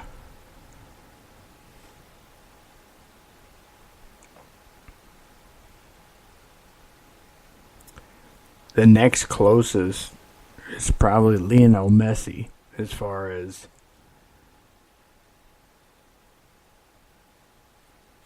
athletes. He makes, I think, $350 million. It's close to Neymar's contract.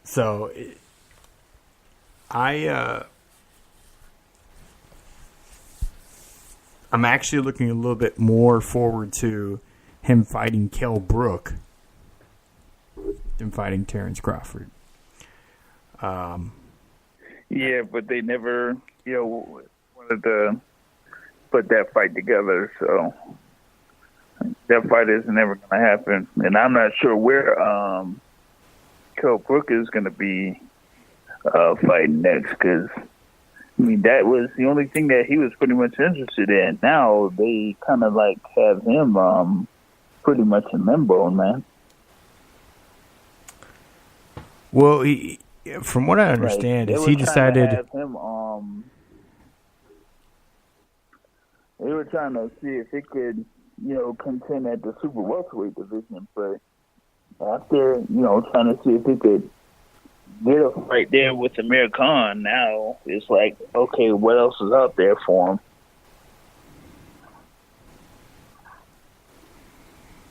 Yeah, I don't think. Yeah, I don't know. I don't think Kell Brook moving up in weight is going to help him any. But the other end, there's a lot of talent in welterweight, because he's not beating Triple G. He won't get a fight with Canelo. I doubt he gets a fight with Canelo, unless Canelo just wants to,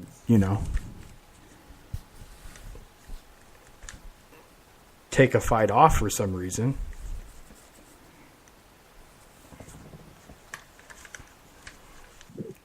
I don't know. Yeah. It's not like Kell Brook doesn't have a belt.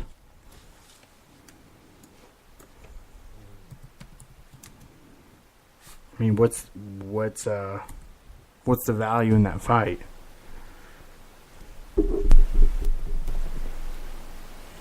What, in the Kell Brook Amir Khan fight? No, like a Kell Brook Canelo fight. I mean, at super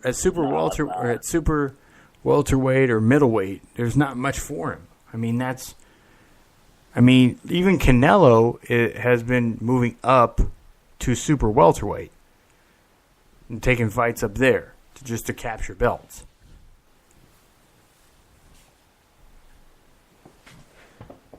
So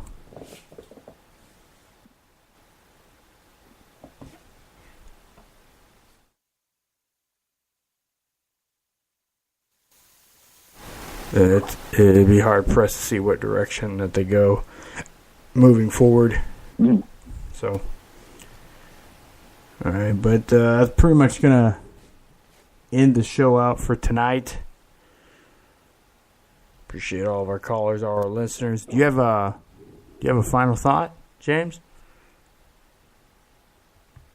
And just looking forward to what's going to happen there on Sunday with the Rams and Patriots. So just be on the lookout for that and see what I'll do for a show on Sunday, because I got a couple of fights going on Saturday, so I'll be reviewing them on Sunday.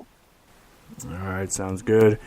So people, be sure to turn in on Sunday to the Boxing Source radio show on Blog Talk Radio, also on Anchor. So, but that'll do it for tonight here on the Cold Hard Truth. I'm out.